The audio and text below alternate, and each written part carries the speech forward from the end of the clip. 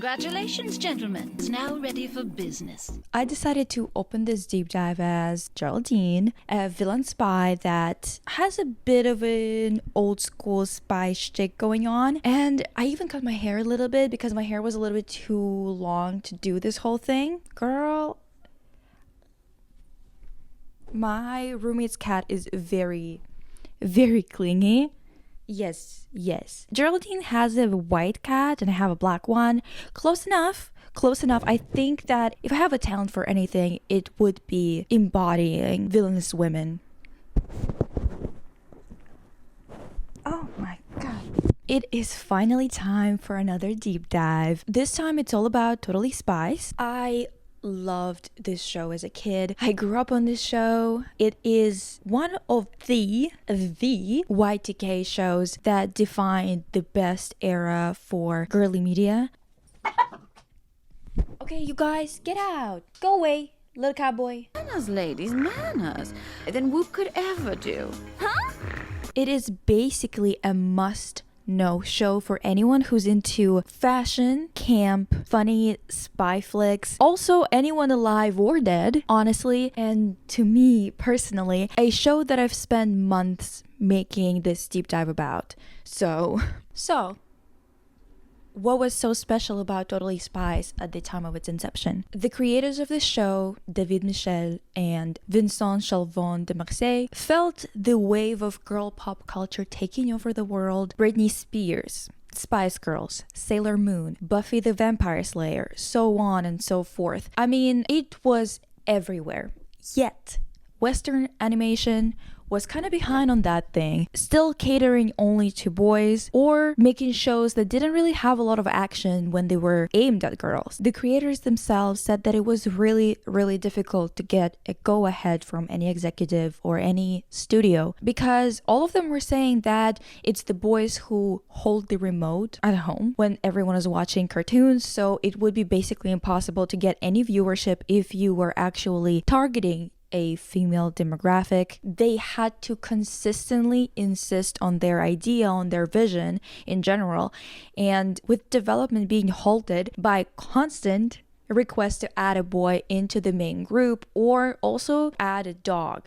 And I don't think it was actually an and or situation. They wanted a boy and a dog. Don't know why, but basically that was the whole deal. But they thankfully got a go-ahead from an executive that was powerful enough to actually push this project forward with its original vision intact. Even though everyone was adamant that their idea was basically bogus. We have heard very similar reports from creators of iconic Y2K girl media that producing a show with a female-led cast was next to impossible, honestly, even though it was super clear that there is a massive vacuum in the market. I mean, it was so clear, yet they were refusing to acknowledge it. It's crazy, actually. With massive pop stars, TV shows, and movies that started to pick up the pace, at the end of the 90s, it was only natural to suggest something like this. It's kind of...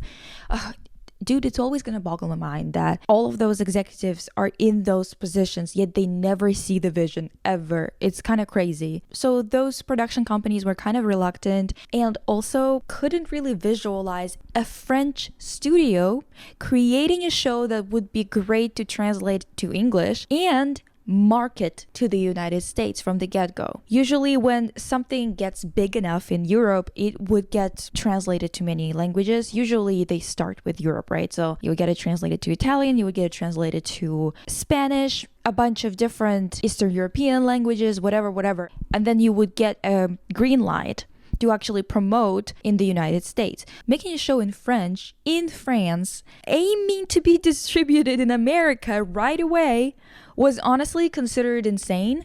And I kind of get why, because it was unprecedented. It was never done before in the same way as Totally Spies did it. So it makes sense that they were hesitant, even though it was kind of a very natural and logical thing to do with this property, to be honest, right? America definitely had a very good decade in terms of soft power in the 90s. A lot of shows, a lot of movies, and a lot of them were focusing on the lives of teenagers in Beverly Hills. I don't know why specifically that area, that common location and overall aesthetic was perfect to capture for the creators of Totally Spies, setting themselves apart in France because of it being set in Beverly Hills to compare to many other shows in Europe at the time, while also having a bit of a, for lack of a better word, exotic view of America for the American viewer. It didn't feel like an American making a show about America. It was a little bit different and heightened in some aspects and toned down in others. It was like, yeah, it's California, but like, is it? It feels like a European's idea of America. And I'm gonna say this a couple of times in this deep dive because that's how I genuinely felt like watching through the entire series. It just definitely feels like something that a European would make while trying to capture the essence of what they think America is about, especially Beverly Hills area, right? It's basically vaguely familiar, a bit unique in its vision to anyone who looked at it. This video is sponsored by my company IDBY because I do not want to promote any of the crooks that are sending me emails trying to take advantage either of me or of my audience. Sorry to say, I may be hot, but I won't get burned. I have all this ice, IDBY. Another person who participated in development and then directed the series is Stefan Barry, who actually brought up Buffy the Vampire Slayer as another influence on the setting of the show, foreshadowing, wink wink, a hint. Wink wink. It is a spy flick, but with a clueless look. I mean, this movie from 1996. A show with a full cast of girls that are into things that would usually be considered feminine or associated with femininity, even the superficial ideas of people of it, while also making them capable and funny. Clover would still throw a fit if she breaks a nail, but then she'll knock out a room full of burly men while planning on how to win some kind of competition that she entered because she wants to win against Mandy. It's a fun and exciting cocktail that was very unique at the time and would be unique and exciting even today, honestly, because we're kind of strayed away too much from traditional structure of shows having 26 episodes or having a schedule of releasing them at a certain time. It's a little bit all over the place nowadays to compare to back then. This show is one of the longest running shows of that nature, spanning 6 seasons with 7th coming out right now and already being renewed for season 8. I mean, that's some great stats, honestly, especially considering that the new seasons, which are 7 and 8, are still made in 2D, which is usually now a bit of a more expensive type of animation. I know some people think 3D is more expensive, and it does depend on the type of show that you're making, but 2D is harder to secure nowadays in terms of securing 26 episodes in a whole season, especially considering that the episodes are still 22 minutes long. Like, they didn't cut it down to only 11 minutes or something like that per episode. In any case, I'll tell you all the things about all the new things coming out at the end. There was also an animated movie, magazines, including the one that's coming out right now with new issues coming out here and again in France, comic books, a ton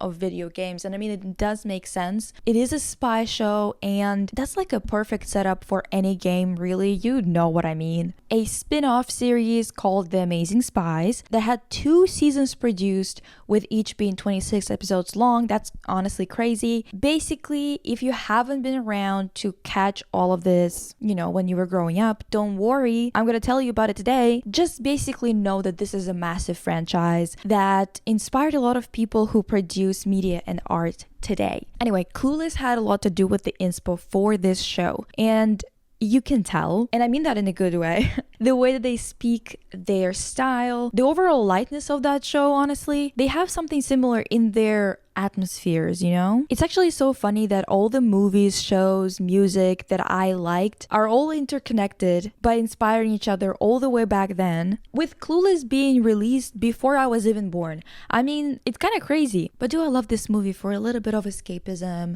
If I don't think too hard about it and remember the state of affairs in the world, well, yes. My podcast intro actually starts with a Totally Spies X Powder ringtone and ends with Cher saying ugh, as if. This is a full circle moment for me, girl. Like, I mean, iconic, great, accidental, so it's serendipity. Another interesting reference from the creators of the show is Cat's Eye. Cat's Eye is a Japanese manga series with 3 thieves. I think the visual elements of that manga and the anime series are important here, less so the story. I'm going to assume so because visually their costumes definitely make this clear, but overall I would not recommend checking out Cat's Eye. Sorry to say, not because it's bad in terms of how it's done or something. It's mostly because of the themes and a problem that I oftentimes run into with Japanese media, and that is their NAZI sympathizing. That's weird as hell. Just saying, it's weird as hell. So maybe avoid that one. Thankfully not something to worry about in Totally Spies, because if that were the case, this show wouldn't be one of my favorite shows or my favorite franchises. Come on now. And of course, I have to mention that this show was co-produced with a Canadian company. Yeah, season 3 to 5. You're welcome, everyone. As if I personally went to Montreal and made those seasons. Anyway, I've always loved this show for a bunch of reasons I'm going to tell you about today. Here we go.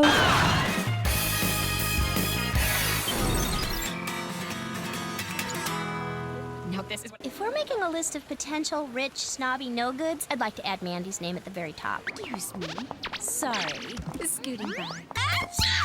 One of the best things about 2000s girly media is just how full they are of really interesting art direction choices and just creative direction overall in terms of production. Totally Spies really said, let's make it fun. And they committed to it. Many people who haven't seen the show are still vaguely familiar with the spy outfits, obviously. Some people even heard some things about the pink or purple gadgets. Totally Spies successfully integrated some of the best spy movie tropes and stereotypes that were obviously introduced by properties like James Bond, but it went in an entirely different direction than all of those spy and heist movies of the time. Let's go into the details of why they stood out so much, not only in Europe, but worldwide. First, animation style. Totally Spies is quite obviously inspired by anime, just like many properties of that time. This isn't even speculation because the creators of the show confirmed this. The use of certain anime visual representations of emotions, like the sweat drop, to indicate that the character is puzzled or annoyed, instead of it meaning that the character is nervous, which is more of a Western idea of what sweating would indicate, being drawn in a chibi type of style when they're being cute or they're asking for something or whatever it is, random dramatic cutaways to serve as a physical type of performance in terms of a joke. All of this is obviously inspired by anime. Some characters straight up look like they're from 90s or 2000s anime, especially the guys, you know, like the ones that had spiky hair or whatever, really do look like that. The main characters, including Jerry, they don't give that strong of an anime impression, even though it is obvious they're still pulling from it, right? The main reason as to why it doesn't feel like you're watching anime is mostly because of how heavily they went for American stereotypes in this show. Focus on what is really important.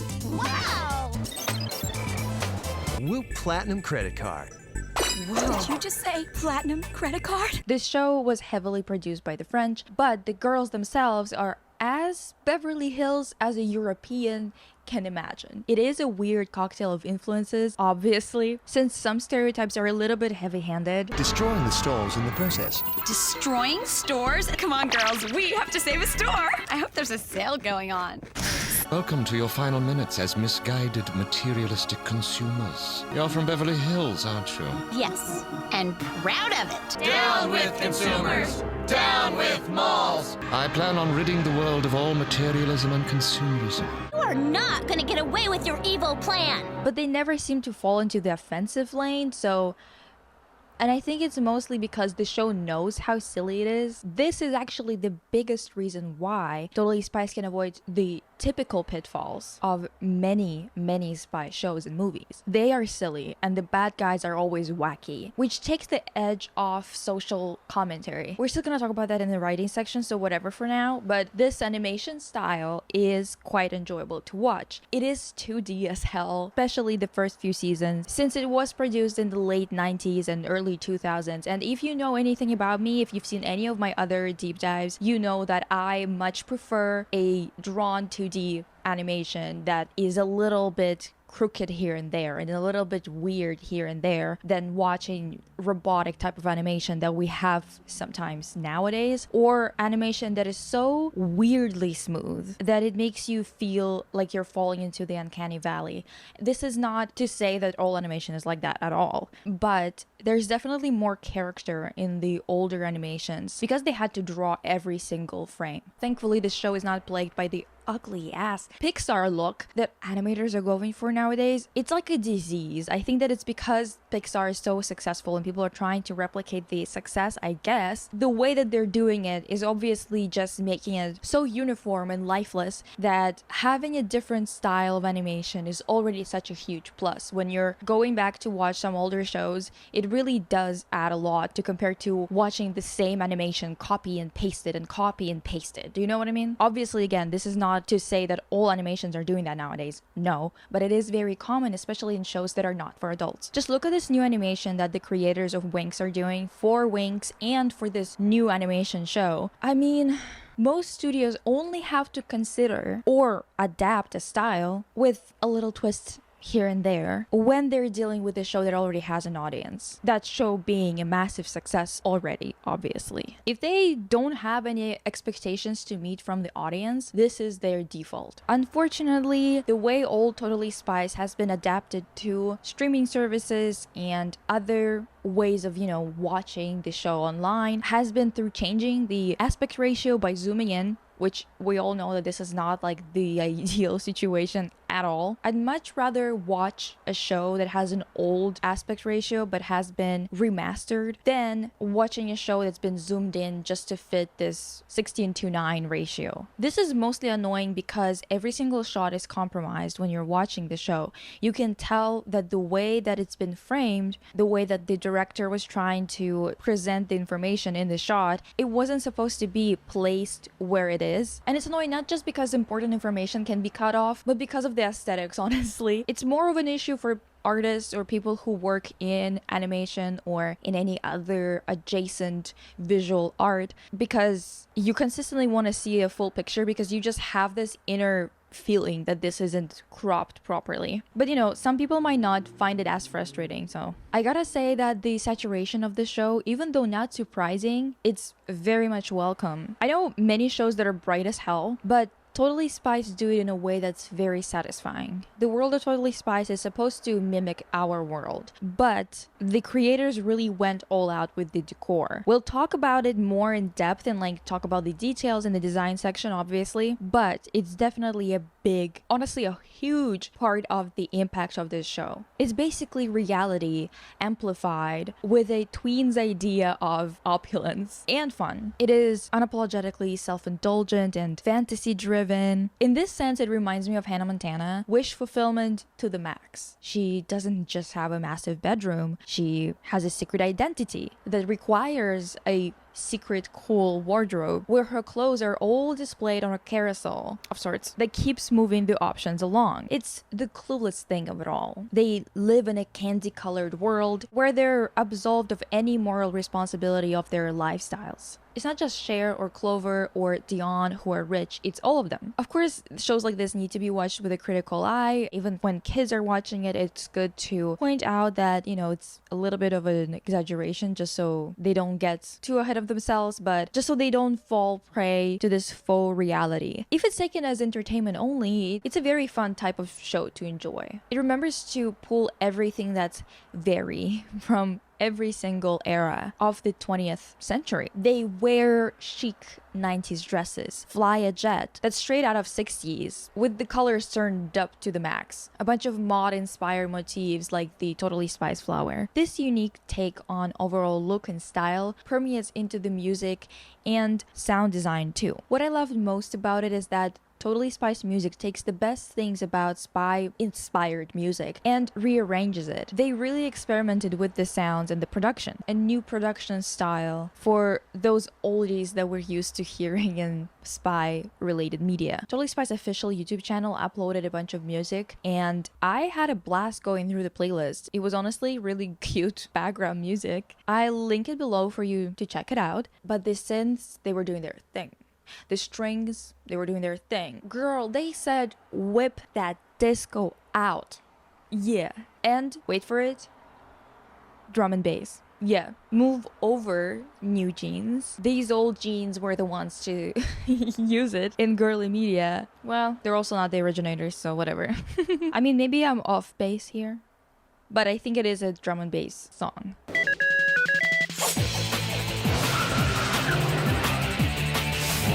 This is a hint, okay, to the new live-action production of this show that's gonna be led by Fevral producers. This show has so much potential to be a hit, okay? Just like Wings live-action had potential, so don't fuck it up. I'm begging. Because it will kill the franchise. You will ruin everything that's been built for it for 20 fucking years. Tread lightly, bitch. I'm begging you to make it fun, okay? Don't be lazy. Anyway, some songs are Britney inspired, obviously. There's a lot of fun instrumentation in there. This show has no business being better produced than shows for young adults and adults on TV right now. Just compare this soundtrack to what we got in Fate.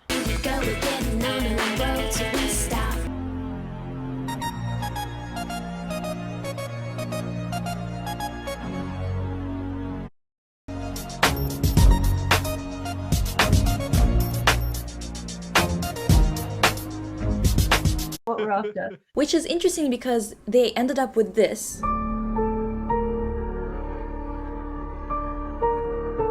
This melody and this production, at first when I heard it in the show, I was like, this sounds oddly familiar. I don't know why, but I feel like I've heard it before. And it kept on bugging me. That's why I dug into it at the end of Art Direction research. And I found Fate end credits, Shadowhunters end credits, and The Vampire Diaries end credits technically sound the same. At the very least, they have the same production. At worst, they are literally a ripoff with, I feel like Shadowhunters, the ending is just like way too similar of a melody to The Vampire Diaries. It literally sounds like this, starting with Fate,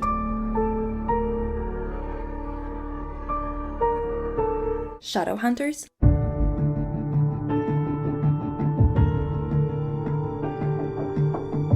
and now The Vampire Diaries.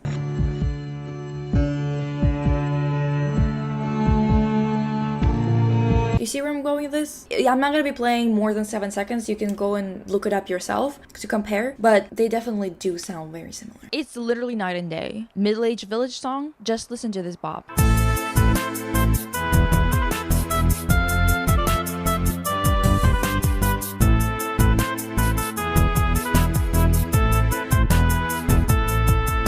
Suspense and fear.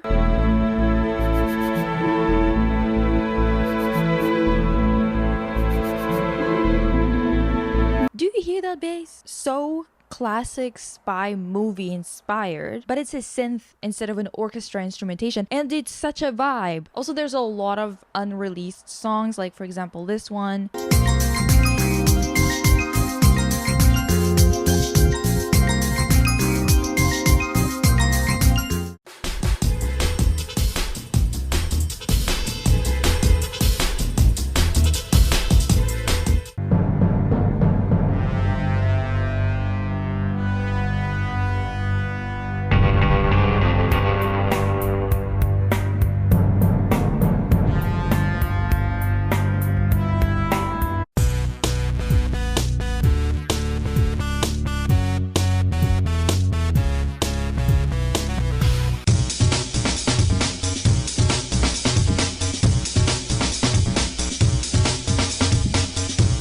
wish they'd release remastered tracks on streaming services or something, because it is a really fun one. And of course, aside the music, we have the rest of the sound design that's contributing to the atmosphere of the show. One of the details I want to mention is the little satisfying sound effects, starting with the sound of their heels. Girl, I wrote down so many times that I love the sound of their heels clickety-clacking on the floor. Like, so many times. Genuinely, it's kind of ridiculous. It's over. Right now, it's spy time.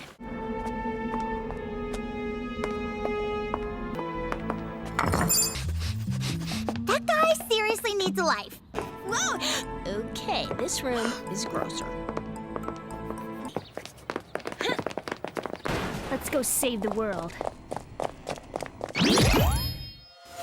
I'm literally able to cross out 5 to 10 points in my notes, watching notes, just from mentioning it here. This is how many times I repeated myself. I also like the compounder or X-powder sounds. The X-powder ringtone. They're such a part of my channel and podcast lore. Totally Spies and I. Also, obviously, the sound of time and place. Time and place. Appearing on the screen. It's so iconic that in every single spy show or spy movie, they have those timestamps that also show the location. And it's a must. You hear me? Okay? It's a must for a live adaptation, because those details make or break everything, okay? I mean, voice acting is obviously a huge part of this. And while there's a lot to praise, especially the comedic timing of the actors, there was one thing that was bothering me so much. It might be the most mentioned point in my notes by far, honestly. It's the voice direction changes that happened in season 2, episode 17 onward. The voices, bitch, they got so squeaky.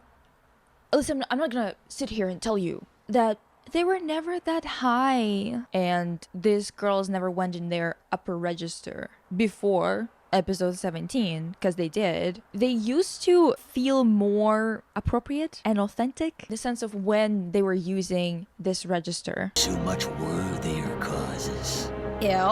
And I thought belly button piercings looked painful. Screaming at the top of your lungs when being whooped out of an airplane without a parachute. Break a leg. Yeah, that makes total sense. But the vocal director or whoever decided to do this, to change this, that made all of them, and especially Clover, squeak all the time. I love Clover. Okay? I really do. She's so fun, but it's so hard to listen to her past that point. High maintenance? Excuse me? And could the woods be any dirtier? You're right. This is total proof. Hey, I think I found something. Obviously, there are moments where she speaks like her old self, but it's just so strange to hear someone high-pitch squeak so much. So totally fast. To act natural. Just relax, okay? Super cool gadget! But you've only known him for like a week. And you've only gone on like 3 dates. In situations where it doesn't seem appropriate at all. I really wish they wouldn't have done that, honestly. To be clear, I'm talking about the English dub, just to make it clear to everybody, because I know that there's going to be some French people watching this. It's not about the French dub. I don't know whether this was an issue in the French dub, but it's definitely an issue in the English one. Let me say a few compliments about the voice acting in this series real quick, because there's definitely great moments there. The way that they deliver lines is great for the most part, especially in the first seasons for the aforementioned reason. I especially enjoy that they lean into the slang, some that they created, and some that's been around forever. Could Mac possibly be any more money than his car is the bomb on fashion? I guess this car really is the bomb. Burr, could his windshield factor have gotten any colder? Hypnotizing your own grandkid? Please, that is like so 80s. Ew, these artifacts smell like old socks. Speaking of comedic timing and such, we gotta talk about physical comedy and fight scenes. As always, this is a big part of most shows. First and foremost, this show utilized everything that's special or interesting about spy shows or spy properties in general, especially all the wish fulfillment when it comes to transportation. I don't just mean cars, even though we definitely got a fair share of great vehicles that spies got to drive and crash. It's genuinely everyone's dream to drive or fly really fast. Crash any vehicle you have without having to pay for it or having no other mode of transportation and always come out alive. What I mean specifically, of course, is whooping Yeah, whooping. Weird name, I know. Makes a lot of sentences sound very questionable, but it's obviously derived from the acronym for their, organization, whatever. Which basically whooping means being plucked away suddenly to be sent on a mission. All the ways that the girls are usually getting swept away, they're really fun. And I think it's so great that it cuts down on transportation time so much. It's genuinely one of the things that I wish I had in real life, because can you imagine having to go somewhere on the other side of the world and it only takes you 15 minutes max? Amazing. It doesn't matter, they gotta be in France in like seconds and be back for school an hour later. Whoops, rocket ship will take care of that. And I mean that literally.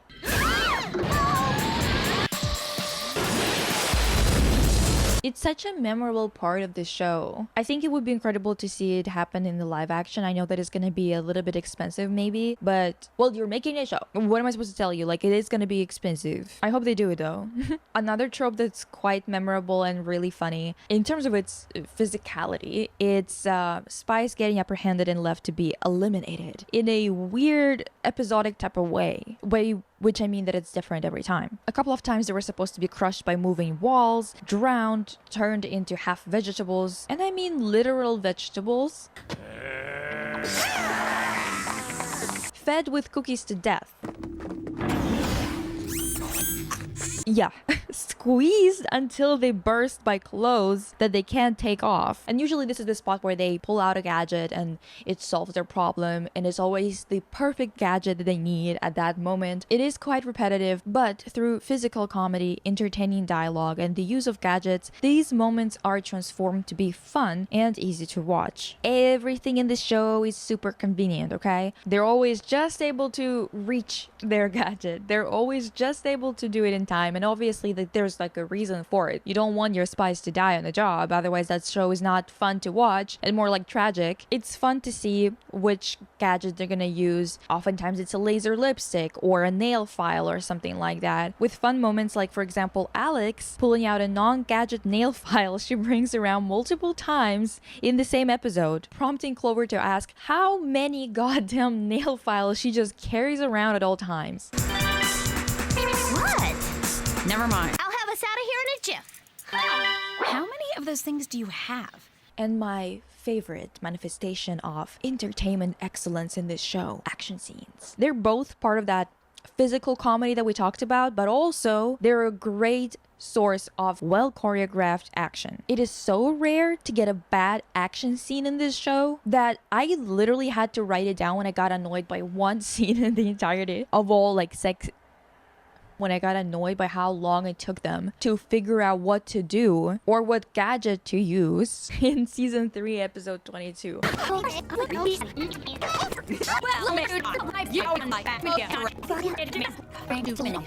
That's how rare it is, okay? Just take a look at this great action and comedy scenes. Clover hanging like a rag doll. I have a more fitting prison for you.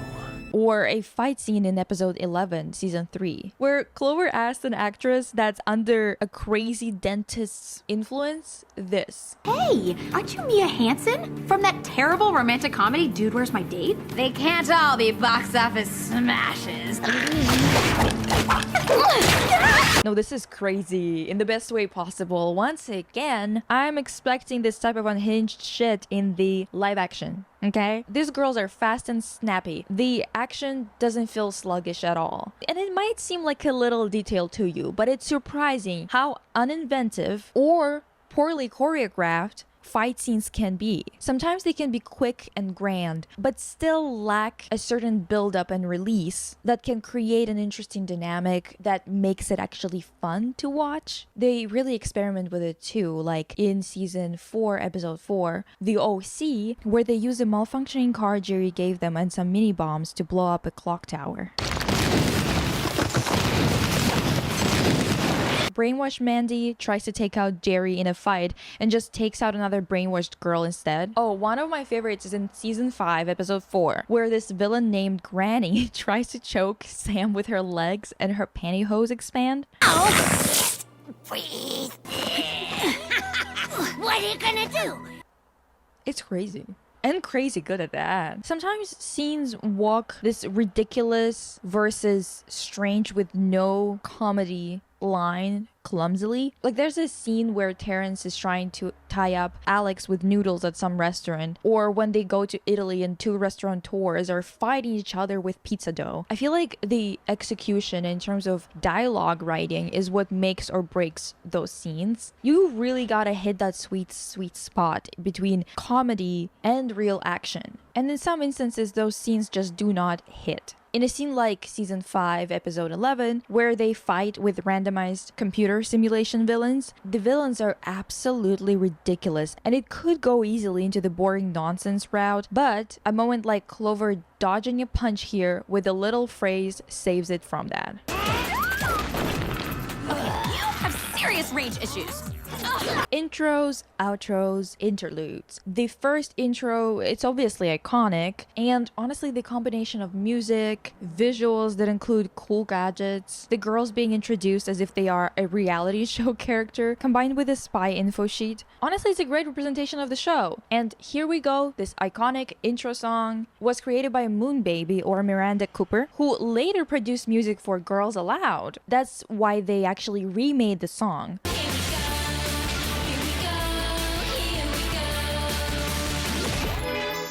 A bop, I tell you. Then for season 3, 4, and 5, the song was transformed into a drum and bass type beat. I think my personal favorites are season 1 and 2. I do like 3 and 4 as well. It shows off the changes that were implemented into the show, like them changing their outfits with X Powder, you know, or Gladys. And the only thing that I don't like in that iteration is that 3D clip. Those 3D models look horrible, absolutely horrible. Season 5 is largely similar in its approach, just remove the weird 3D model thing. Now season 6 intro, on the other hand, is quite different, and this is where I have to address the difference in the production direction of the first 5 seasons versus season 6. Season 6, up until this point, we had differences in decor, like the first 2 seasons, for example, being a lot more daring, saturated, and memorable than the rest. Or big location changes, like the girls moving in together or them going to Malibu. There were changes to some animation techniques. You can tell that the studios changed somewhere between season 2 and 3. However,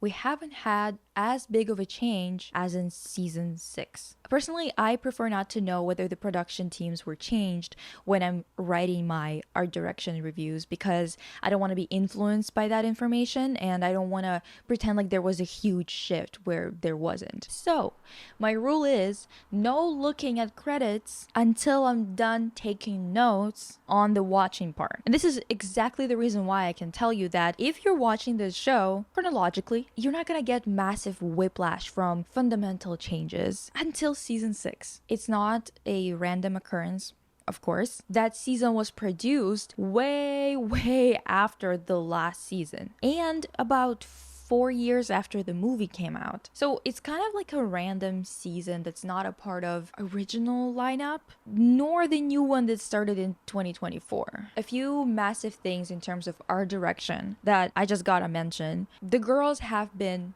kiddified, the same way as Winx girls were in season 8. It is just as nonsensical because they're literally like 20 to 22 in that season. Yeah, they're literally the oldest they have ever been in the entirety of the series, yet they look like they're about, I don't know, 4-6 years younger than their older selves from season 1. However, I did notice there were less weird poses or sexualized angles involved, which is good. Always appreciated. Yeah, the original definitely had an issue with that, honestly. I wouldn't say that the change in character design ruined the overall animation or anything like that, but it just doesn't make a lot of sense. Yet, the animators still understood what was special about Totally Spies in terms of how you're supposed to animate them. Was it as effective or iconic as previous seasons? Well, no. Was it entirely a bust like season 8 of Winx? Thankfully also no. We still get pretty good fight scenes here. But what definitely changed is the music. Remember how I said that Totally Spies didn't rely on spy music entirely and were kind of experimental with it, tried to inject some creativity into it? Well, they definitely lean into a lot of stereotypical sounds here. And when they do something else, like this song in the intro, Sound cover Alex.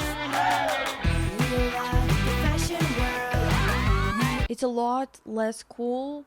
Kind of typical kid show music, you know? Basically, it's just what you would expect and nothing more. The original run of Totally Spies is a type of show you'd say it has no business being this good, since they honestly didn't have to do nearly as much as they did, yet they did it anyway. They didn't have to give them as many great outfits in each and every episode, yet they did. They didn't have to create a spy action composition that used a lot of different synths and interesting instrumentation, but they did. They didn't have to write a bunch of funny dialogue or create a new way to whoop agents around. They didn't have to come up with unique styles for agents. They didn't have to come up with so many gadgets. They didn't have to create insane interior designs or get a new mode of transportation in every goddamn episode. Yet they did. Season 6 definitely feels less like this. It does a lot of things the way that you would expect a show for kids to do things. It's not a bad season that forgot where the show came from, you know? But it's not as far out as season 1 is or whatever. Same comes to the movie. To be honest, it's fun, but it's not on the same level at all. The animation style, for example, is smoother. But this franchise, honestly, or any other franchise that is similar in structure to Totally Spies, it thrives in episodic format. A movie, it can be pulled off, yes, but a 2 or 3-parter, like the end episode of season 3, are so good in that format that honestly, I hope that the new showrunners for the live action are gonna remember that, you know? Anyway, this show has many great aspects that we will dive deeper into, but overall, the production team did a great job at steering this massive ship in the right direction with the choices that they've made when it comes to the team of creatives that they hired and what vision they were after. It is always a pleasure to see something as bright and daring be executed well. So I really hope that there's something as great awaiting us when the live action is gonna come out. Like, I know that everyone is tired and disappointed by the live action that we've gotten in the past few years, especially when it comes to adaptations of animations, and that everyone is kind of receiving these news with a sour attitude, which I totally get, because come on now, we all know how much of a gut punch Fate was to me, but this is a show that is a type of IP that can be adapted really well and can be fantastic with really bright and daring art direction, hit-filled soundtrack, genius comedy writing. It can actually be good if it's done right. And also made to be fun, while rising to the challenge of being way too good than it ever needed to be.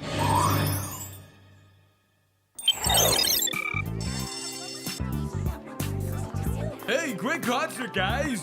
Nice pipe, Sam. I'm staying right here at Bev High. Aw, look! It's the Moonrock Sisters! You guys have been getting ready for like hours. Mostly because of this wig. I've never done lace fronts, so if something's off, just ignore it, please. I'm begging. This show, just like a few other shows I've talked about before, is a 20-minute self-contained storyline. It is a monster of the week structure that works pretty well in animation, or even live action really, especially if it's a comedy-oriented show. You have an issue introduced, the issue gets resolved by the end of the episode. In a funny and entertaining sort of way, everything goes back to where it began. This type of narrative structure can become quite stale, and it could also be stale from the get-go, like in lazily written projects like Winx season 5 and on. Sorry to all of you who love those seasons. I don't mean to offend you specifically, but those seasons do suck. There are shows that have both Monster of the Week and narrative heavy structure, like Sailor Moon, for example. They had to get more filler episodes in between the manga releases. Unlike Sailor Moon, Totally Spies relies heavily on the Monster of the Week structure, and it doesn't really have a lot of developments in the world or the story like They graduate from high school, for example, and they go to college. They get promoted to super spies. But all in all, not a lot of things in this show count. This is especially noticeable with their relationships. Whenever there's a guy that the main three like, he doesn't really last longer than an episode, except for, I guess, Blaine and David, for two different reasons entirely. Blaine is the only proper exception to the rule. There's quite a few issues with the timeline and with him being in that timeline. So we're gonna cover all that, but just keep that in mind. The strongest part of this show is how weird and snappy it is. Since it's not heavy on season-long plots, the writers had to rely on whatever's going on in that one episode that you're watching. That aspect, it does make it really difficult to differentiate between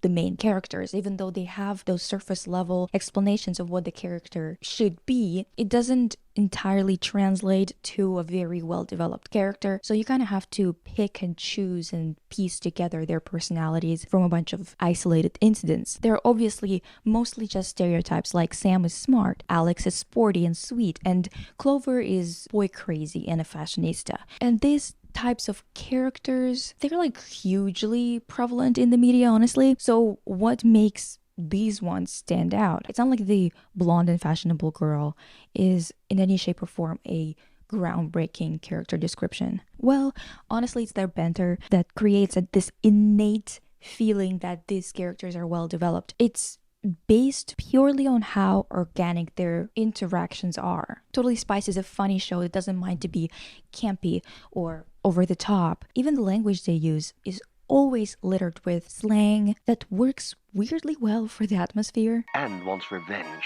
If only he'd gotten a little therapy. Like Clover reacting like this to a villain that tried to kiss her. Ew. Okay, now you're starting to get all kinds of creepy. Or using like a typical phrase that's oftentimes used by Anglophone girls like here. Take over the world. Whatever. Clover, for example, is more likely to respond this way, especially when it comes to that tone of voice in particular. But I also wouldn't put it past Sam or Alex to say it either in a, in the right context. And that's the thing with this show. Since nothing truly changes, these characters don't grow. If it's to a detriment in most shows, Totally Spies does just fine. They still manage to keep you entertained regardless of this part of the show not being developed. Let's actually cover the characters, and we're gonna actually do it in a biased way. Split into groups of characters I loved, characters I hated, loved and hated, characters that are iconic, and characters that are boring as shit. Keep in mind that there are no characters that I hate for being poorly written or being objectively bad, I guess, as much as it's mostly personal feelings about it, and I feel like it's just more fun to talk about it that way, so we're gonna do it that way. Damn, Alec, Sam's bare bones description of her character always includes the fact that she is smart, that she is, in love with academia. She's definitely less boy obsessed than the other two, but only when it comes to quantity of them, honestly, not intensity. Honestly, I remembered Sam to be against this type of boy crazy behavior. That's what I remembered from back in the day when I was watching the show. But then now when I went back and I actually rewatched it, I was really surprised to find out just how intense she is about her crushes to compare to the other two. Clover can't focus on one, but Sam, on the other hand, she's too intense about one crush. In episode 4 of season 1, Sam literally suggests that they get a blindfold for Clover to stop her from crushing on random guys. I'm in love. Ew, Caitlin's brother? We really have to get her a blindfold. Which is funny, actually. Like, it was a funny joke. What am I supposed to tell you? But in episode 18 of the same season, she drops her friends entirely to the point of just not showing up to a hangout that they already planned without warning, skipping other responsibilities like spying. She also brings her boyfriend to their girls only function. So I really don't understand what's going on. Like, I will never understand that. Girls who want to talk about men too much, I just don't get you girls. I just don't, sorry to say. Also, just a little aside for you guys to remind you that that same boyfriend betrayed her and then was running away from them while he turned invisible. Yeah.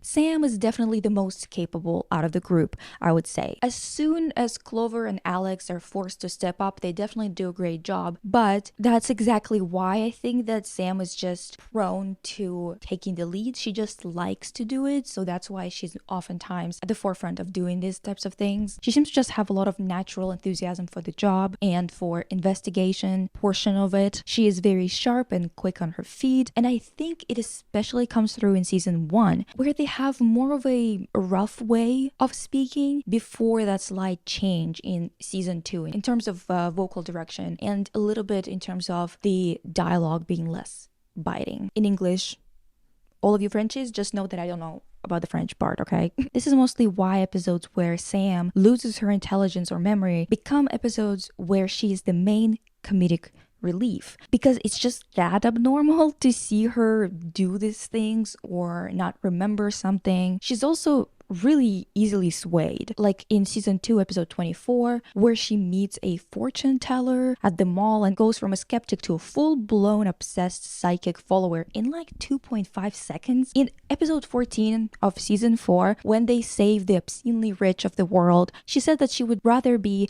a hippie than a soulless own-it-all, which I think is a pretty fun way to say it, actually. An own-it-all. And then at the end of the episode, when she is given an opportunity to get something from this obscenely rich for, saving them, she flips immediately. I could totally use a private island and a matching private yacht so I can get to my private island. How great would that be? And not in a useful way even, but rather flipping to wanting an island and a yacht. I find it interesting that they chose Sam to be like this, but I guess it's sort of realistic, since a lot of people who tend to get involved in nonsense less than others sometimes have a bit less experience and can get caught up in things like this from now and again. Or it's just random writing, so who knows? Clover, even though she is a little bit more to the right here, it does not mean that I like her less. Okay? When it comes to the main 3, I love them all equally. So they're all supposed to be like on top of each other, but I want you to be able to see their faces so they're not going to be stuck onto each other. Do you know what I mean? Okay, Clover is the type of character that just consistently delivers on iconic lines, great comedy, and overall likability, honestly. Outside the annoying choices when it comes to voice directing here and there, she is a joy through and through. In season 4, episode 19, Jerry gets stumped when he is telling the spies about their best qualities, specifically on the job, That happens when he gets to Clover. And honestly, at that point, that's insulting. I'd get it if it would be at the beginning of them working with him. He could have thought, something more stereotypical about Clover.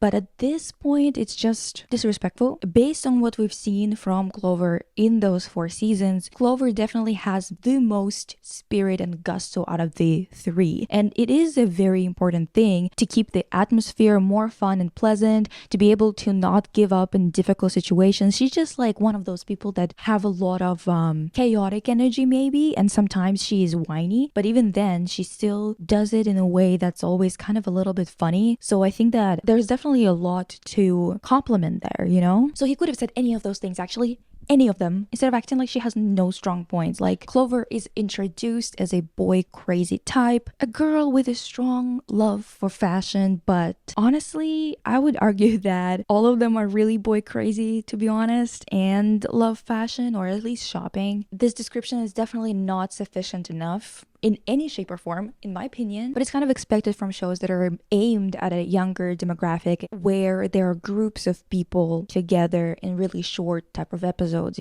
There are a lot of things about Clover that are not highlighted that make her a lot more interesting, starting with the fact that even though she is introduced as, the most boy crazy out of the group, she is the one with the most wits about her when it comes to romance. As I just mentioned, Sam is surprisingly easily swayed.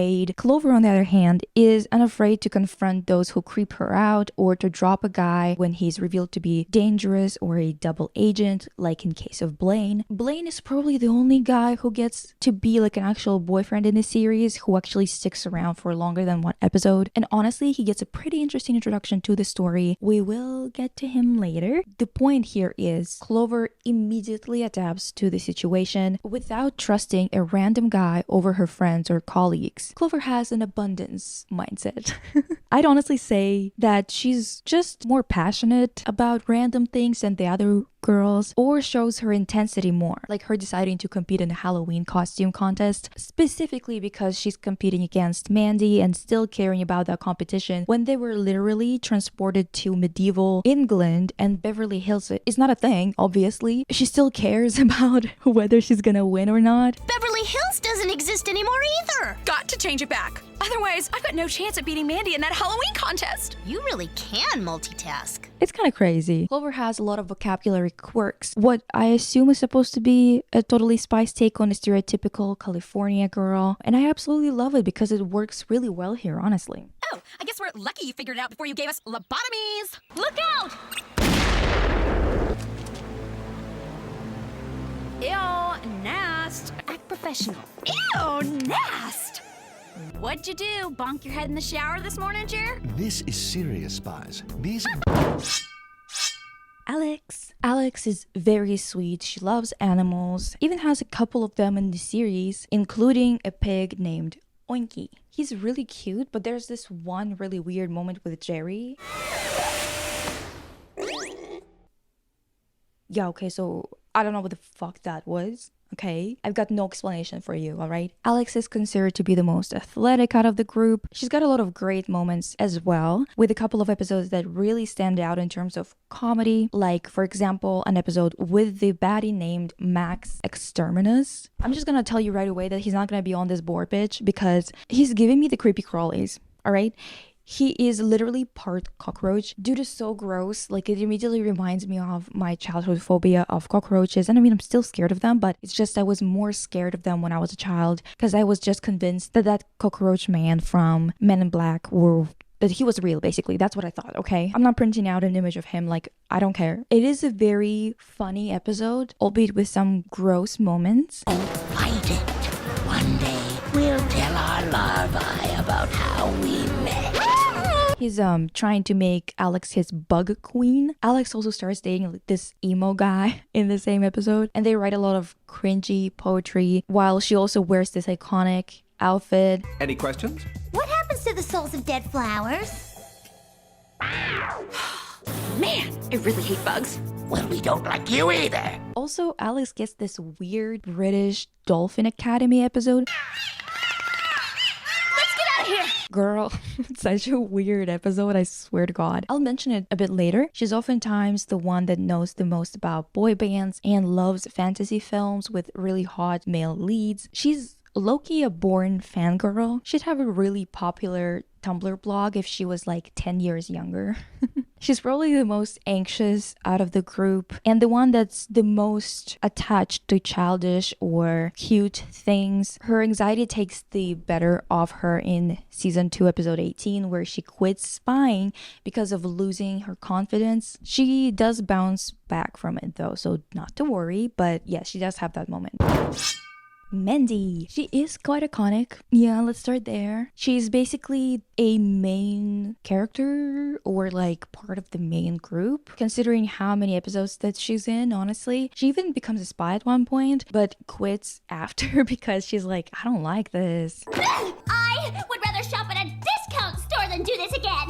Like, so real of her, actually. She does not remember anything afterwards because Whoop erases her memory. That episode was fun in its own way anyway. Jerry is the one that asked her to join, and this is just one of the examples of Jerry making the worst decisions ever and not even seeing it. I don't believe him. I don't believe that he doesn't know what he's doing. I think he's doing it on purpose, and I don't like that. He's such a strange man, honestly. Anyway, she's got a lot of iconic moments in the series, and even though she has a rivalry with all 3 of the girls, she has the most intense rivalry with Clover. Hello, right here. Don't have to yell. Honestly, they're like low-key obsessed with each other. It's like intense, and for what? Mandy tries to be friends with Sam in one of the episodes, so her rivalry with Sam is not as strong at all. She's also a victim of a lot of baddies all the time. I guess that it is in a way because of the writers wanted her to be around or to be in more episodes, so it makes sense. But still, she becomes a proper baddie in season 4, but only for one episode, and it happens in the future, 15 or 20 years later. Basically, she becomes a reporter in the present, and when the girls accidentally time jump, they discover that she became super popular and wants to turn everyone into her? Kinda? Anyway, they reverse everything. She technically never becomes an actual villain. Jerry. You know, I used to like him when I was a kid. I felt like he was maybe like kind of like a paternal figure in that whole dynamic. But now I look at him in a very different way. I've already written some stuff about him in the world building section that's gonna piss you all off. For now, let's talk about Jerry here for some other reasons. He is the owner and the creator of Whoop and the Spy's boss. Also, a really strange fella. Technically speaking, his demeanor and such, and just the way that he's framed, suggests that we should like him. And oftentimes, based on isolated episodes, you might find that you actually do like him. But when analyzed beyond instances like that, you'll be questioning a lot of his actions. So Jerry is just always making inconvenient decisions that make life more difficult for the spies. For example, getting a nanny for them when they moved into a house together. That nanny was nothing if not annoying, like straight up. He hired Mandy out of nowhere, knowing that the three of them hate Mandy or can't stand her at the very least. In season 4, when the girls are away on a mission, he stays in their house because his place is getting fumigated. By the way, what 60-year-old man with mega mansions, multiples of them actually, stays in a house with employees that are underage? Please. That's weird, buddy. Anyway, while Clover and Sam are still at home, Jerry already turns their entire house into a complete mess. A 60-year-old man that literally leaves pizza on the floor to get moldy and literally lives like a raccoon. It's insane. And later, when they went on a mission, they call him to ask for help and see that he threw a party at their house. A 60-year-old man with a bunch of people that are like a third of his age partying in the background. I mean, it's so gross. I'm literally getting pissed just talking about it. I'm not gonna lie. It's so irresponsible and just plain weirdo behavior. Like I can't come up with an excuse here, sorry to say. They come back to a trashed house, by the way, but thank God they didn't let him get away with it and made him clean it up. This whole thing technically has nothing on the next point, honestly. This is technically the last one for Jerry in this section of the video. Remember, it gets much worse in the world building section, but basically in season 1 episode 17, the main three find 3 other spies while on a mission who turn out to be Jerry's previous spies who disappeared 7 years ago. Okay, Jerry says they looked for them everywhere and after a few years assumed that they were eliminated. They all go on a mission together and the old spies sabotage them to straight up kill them. Whoop seemingly looks for them but gives up literally in a few hours.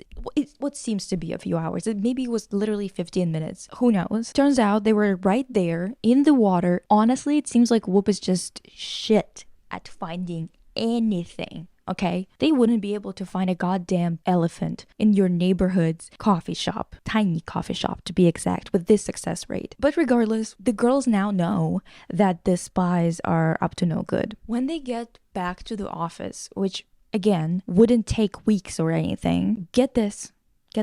It was my pleasure to have known Sam, Clover, and Alex. No, that's not right. I was fortunate enough to have known Sam, Clover, Don't and people Alex. generally write eulogies after someone bites the big one? The fucker is already writing their eulogies. Like, I'm not even kidding. It hasn't even been a day. They tell Jerry about the spies and he doesn't believe them. This man, I swear to God. At this point, you don't even need any enemies if you have allies like Jerry. The girls save the day again, while Jerry is in their way again. Whatever, it's just like so weird. Because they tried to write him to be more of a paternal figure, you know, like in the way that they treated him, in the way that he spoke, in the way that he was doing things, I guess. But I would prefer a competent paternal figure instead of a mess. I don't know. Blaine or Blaney. Blaine is Clover's boyfriend that got introduced in season 5. He's pretty much the best anyone can hope for in terms of a love interest character for one of the main girls. He fits Clover pretty well. They're genuinely having fun together. He turns out to be a spy as well. And because of a misinformation situation, or rather a certain villain, we even get to have a mini enemies to lovers, or I guess lovers to enemies to lovers for them. We gotta get to see them being on separate teams for a bit, which is quite fun. Wouldn't miss it for the world. Pokey. If I didn't know better, I'd think you were trying to sneak up on me. Only so I could give you a big hug, beautiful. Oh. Yeah. Haven't you heard? A good boyfriend is hard to nab. When you see one, let me know. You brought supper? Your last supper, that is. That's why I put him here on the graph. Like, he's not that crazy iconic, but he is a little bit iconic, and I do like him quite a bit. I gotta say that even though he is the only long-term boyfriend in this series, his relationship with Clover is really, really strange in terms of writing, in terms of the timeline in particular. Mostly because this show seems to refuse to track its own timelines. I don't know why. He quite literally goes to a different Whoop location that is in Australia to work there, and they're supposed to be doing long distance, at least it's insinuated to be that way, which isn't a big deal for them especially. I mean, they're spies that are traveling on one side of the world and then the other within like 15 minutes. I think that it's not a big deal that they're living on the other side of the world, to be honest. But then he's like gone, in a sense that Clover is not mentioning him, even trying to get some guys to fall for her in episode 11, then going to scope out babylicious boys in episode 12, then at the end of episode 13, telling Brittany to stay away from her boyfriend when talking about Blaine. We can kinda assume that maybe he got spooked by Clover talking about marriage or something like that. I don't know, but we could assume that. We could just kind of try to explain it that way, right? But it's never been implied that they actually broke up in that episode or after. By the time we get to episode 19 and you see Clover with her new beau and talking about being tired of dating jocks and trying to date artists instead, you kind of go, oh, so they did break up? But it's like, in the last episode of season 5, they bring in Blaine because all of the Whoop agents get kidnapped. He's obviously there, and as soon as she sees him, she's like, Blaney! And they go in for a kiss.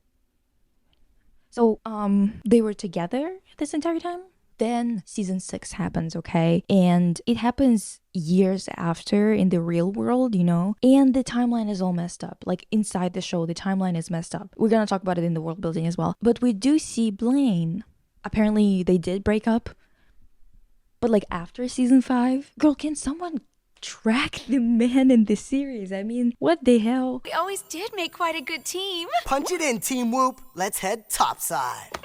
And then they just ruin his character as a boyfriend option by straight up telling us that he doesn't want to date California girls anymore because they're so like prissy or something, because he dated Mandy. Why would you do that? Like, what the hell? Gladys is actually fun as hell in my opinion, mostly when she's showing some personality and talks back to Jerry.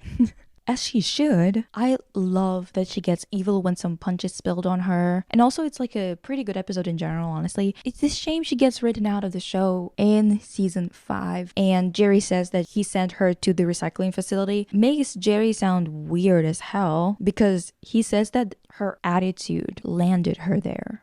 And like, Jerry, your attitude.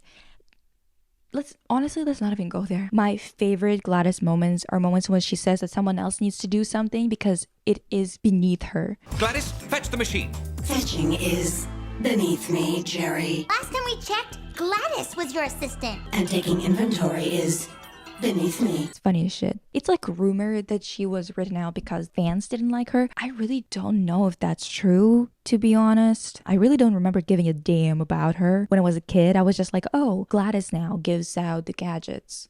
But I didn't feel like it was a bad thing because it's not like Jerry was that much better anyway. It's only a rumor though. I did research and I couldn't find anything quite factual in that sense.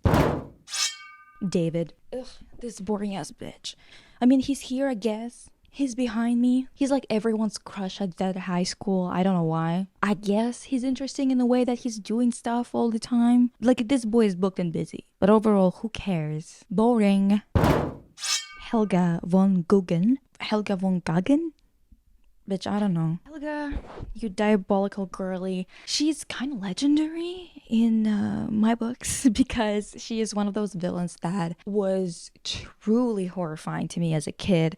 Not her herself as much as her schemes were actually spooky, honestly. She is pretty iconic though, you gotta admit. Like, Helga is the one that made people into mutated animal people, and she literally did that just so she can skin them and make fur coats that have only a few stitches or no stitches at all. First form-fitting, seamless fur coats without a single stitch.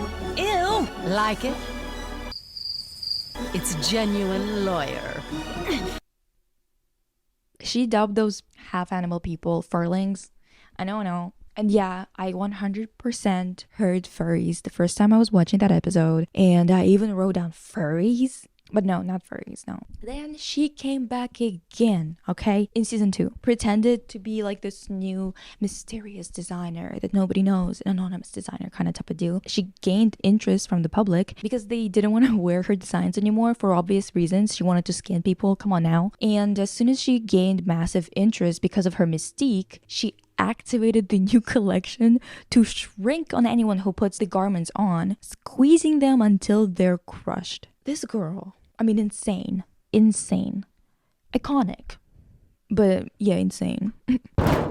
Tim Scam. He's a little bit iconic, but I'm gonna be so real with you. It's because he showed up in episode 2 of season 1, like so early on in the show, that a lot of people, when they're starting to rewatch the show, they're more likely to actually see that episode, because if you're anything like me, you consistently forget that you were watching something and then have to restart it again. And you oftentimes see the first few seasons or the first few episodes a lot more than you do any other episode. And he's more iconic than some other villains just because he reappeared multiple times. Literally, if he wouldn't be there from so early on in the series, he wouldn't be as iconic. Not at all. Like, he's just a dude, like some dude. Whatever. Also, season 1 has so many good episodes, and that Team Scam episode slaps so hard. I love the outfits. I love the cars. The fact that there's an explosion in it. I absolutely love that episode. It's so good. He's here circumstantially, okay? Not by his own merit. But we'll let him stay.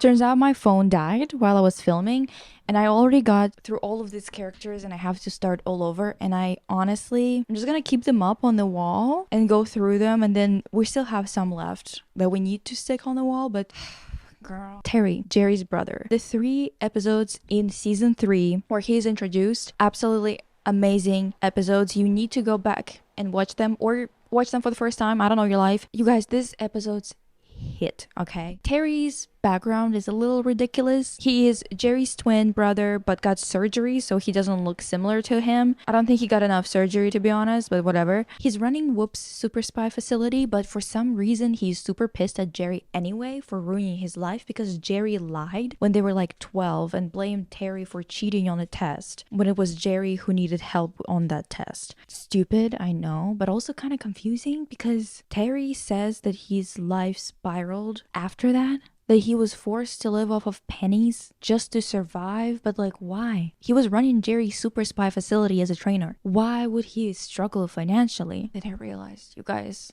Jerry probably wasn't paying him either, just like he wasn't paying the girls. And yes, this is a bit of a foreshadowing, or a spoiler rather, for what we're going to be discussing in the world building section, but this little bastard, I mean, when does he stop with his exploitative ways? I just don't get it. This is just ridiculous, because otherwise, how would any of this make any sense? Like, how would Terry be in that position? Terry gets arrested and put in Whoop's jail. And while we're at it, why is a business, which Whoop is, has the jurisdiction to incarcerate people? This is just some Western nonsense that will always give me the heebie-jeebies. I mean, how is allowing someone to incarcerate people when they make profit off of incarcerating people make any sense? That's genuinely insane.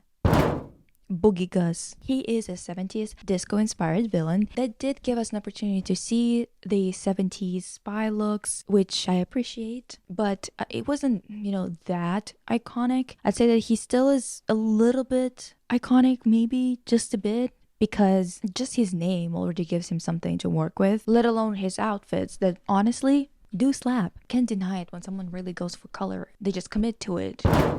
Myrna Beesbottom, one of the only villains that started out as not a villain, like she was introduced as just a regular person or kind of like a spy nanny. Anyway, she's quite hate-inducing to be honest, but also quite iconic because that episode where she becomes the villain is iconic as hell. I remember watching it as a kid, okay? When I started watching this episode now, I was like, damn, I literally remember this episode from back when I was a kid. She basically makes Jerry fall in love with her with like some kind of substance that she gave him, marries him, completely brainwashing him in the process. It was a really good episode, honestly, really fun, really weird. Tinsicle boy band, love and also iconic. Listen, these guys have so many great one-liners in this show, it's kind of crazy. I bruise easily. I'm like a fragile peach when I mishandle. Absolute favorite of mine. I quite literally adapted it into my own lexicon. And I mean, obviously people say things like that, but it's just like the tone and the delivery is what did it for me. In that episode, a boy band that was super popular a year prior, before Tinsicle became a thing, decided to steal their faces and their careers, and quite literally steal their faces, just take the faces.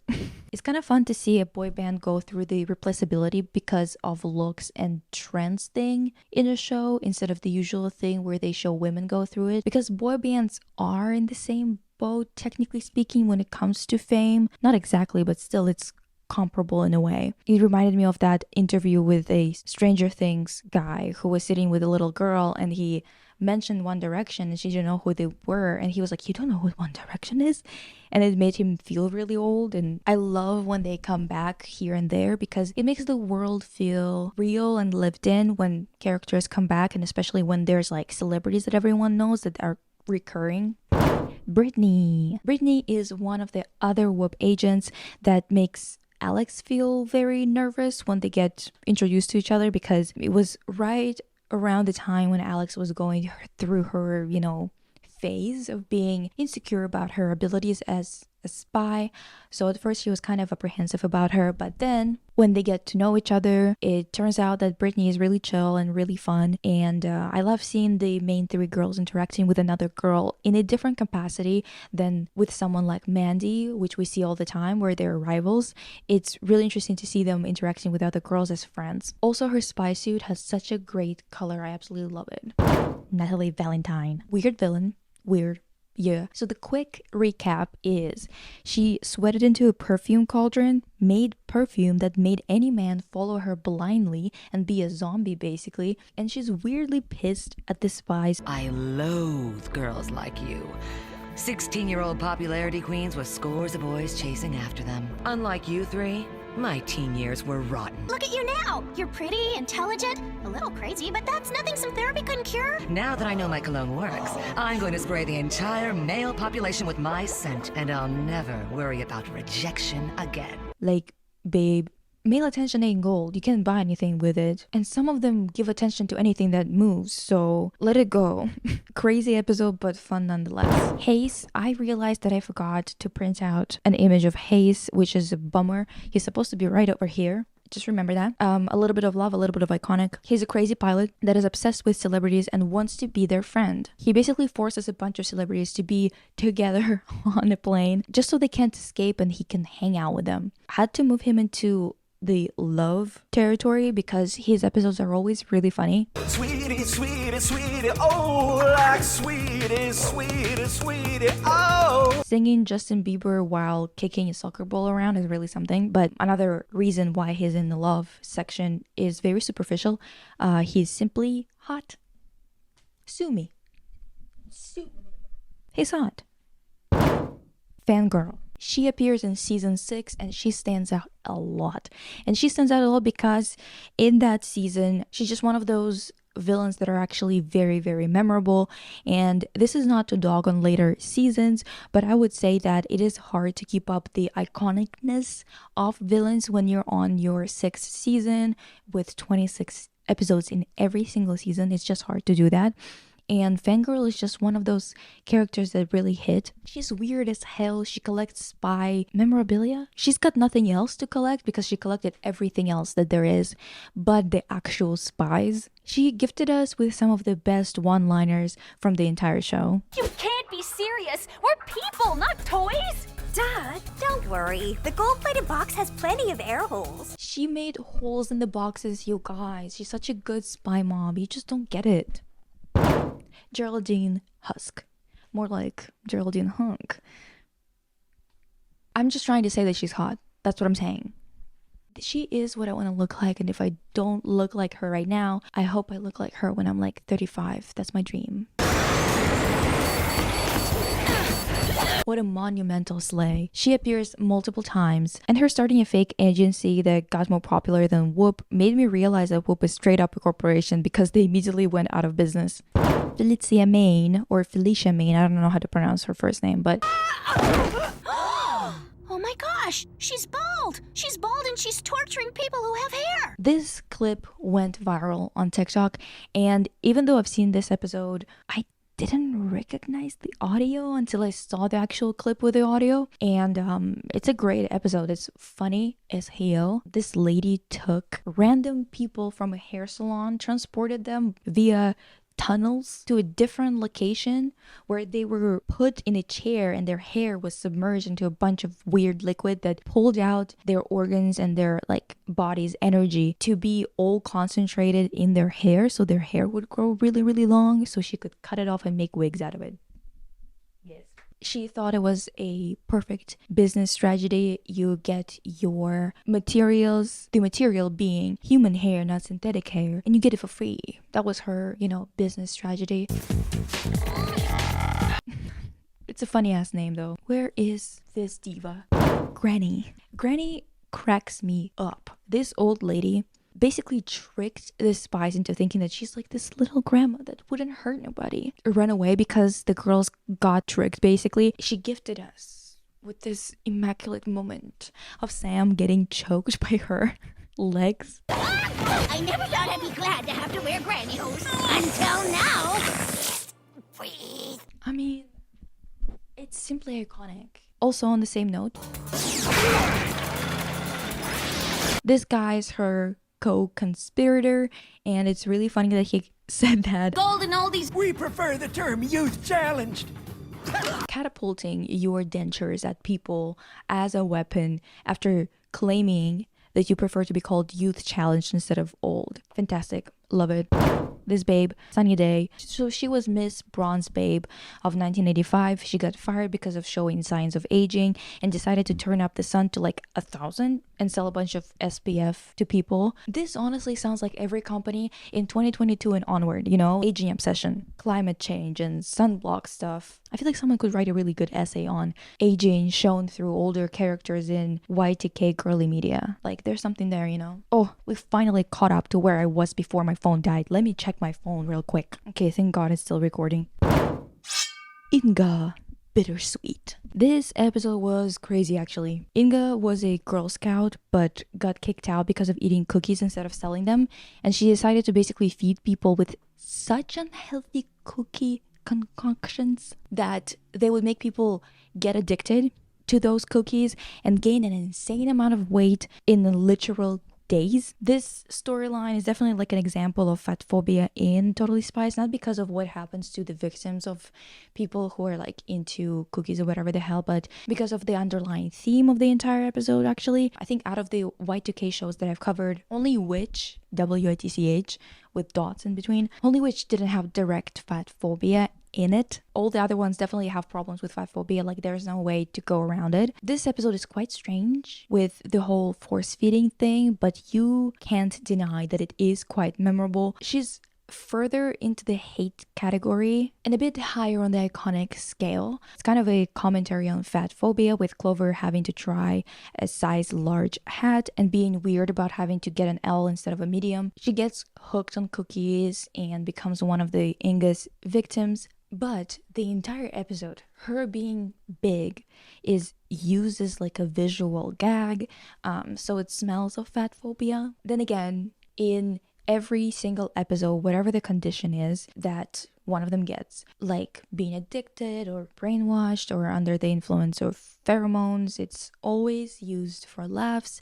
So by the end of the episode, Clover is fine with buying a large hat, but honestly, whenever these shows try to make a commentary on weight, it just never comes off right, especially when Clover says things like, We could go to the food court. I hear they're giving away free cookie samples. I'm just happy to have my regular old body back. Well, after being a large size everything, I decided having a big hat size is no big deal. It's best being happy with whatever size you are. saying all that as if it's like body positivity or body neutrality is crazy, especially since the characters are very slim, right? Whatever, though, I'm not an expert on fat phobia. Vanity. This villain is not that interesting on her own, but the episode is a great example of Totally Spies making a joke, like them having makeup on that freezes them in one emotional state, and making a great episode out of that. Mysterious. Victoria. Hungry. Sleepy. Irritated. I am so not happy with this. Hey, check this out. Time for a facial. The truth is, sometimes I like to add a little color to my pasty British complexion. It's not a complex idea or anything. It's fun to see them make something like this work. And I think it was actually one of those episodes that made me belly laugh a couple of times. Violet Vanderfleet. She's kind of a poison ivy type character, and she wants to destroy the male half of the population. Obviously, the show does not talk about real issues that are around misogyny and whatever. So instead, they make her mad about men because her boyfriend dumped her. In any case, she's got a great design. She does. And she reappears in season 6 when she takes over a blimp that is transporting prisoners somewhere. She also gives us this jam in this episode. It's fools like you that give criminals a bad name! It can smell your fear! Lenore von Schramm. She was there. That's all we gotta say about her. Like, I felt like it was boring. Not like the episode wasn't too boring, but it's still kind of boring. Wera Van? Listen, it's hard to pronounce her name. I don't know. It's like with a W at the beginning. What you need to know about her is that her outfit and hair, they slay. And that's about it, actually. Just because of that, she's here. I don't make the rules. Well, I do. You just gotta go along with it here. Like, come on now. Arnold. Arnold is like a typical nerd character. He has a few moments where he's being like a supervillain type of dude and a superhero type of dude. But honestly, he's a bit annoying, in my opinion. Sorry to say.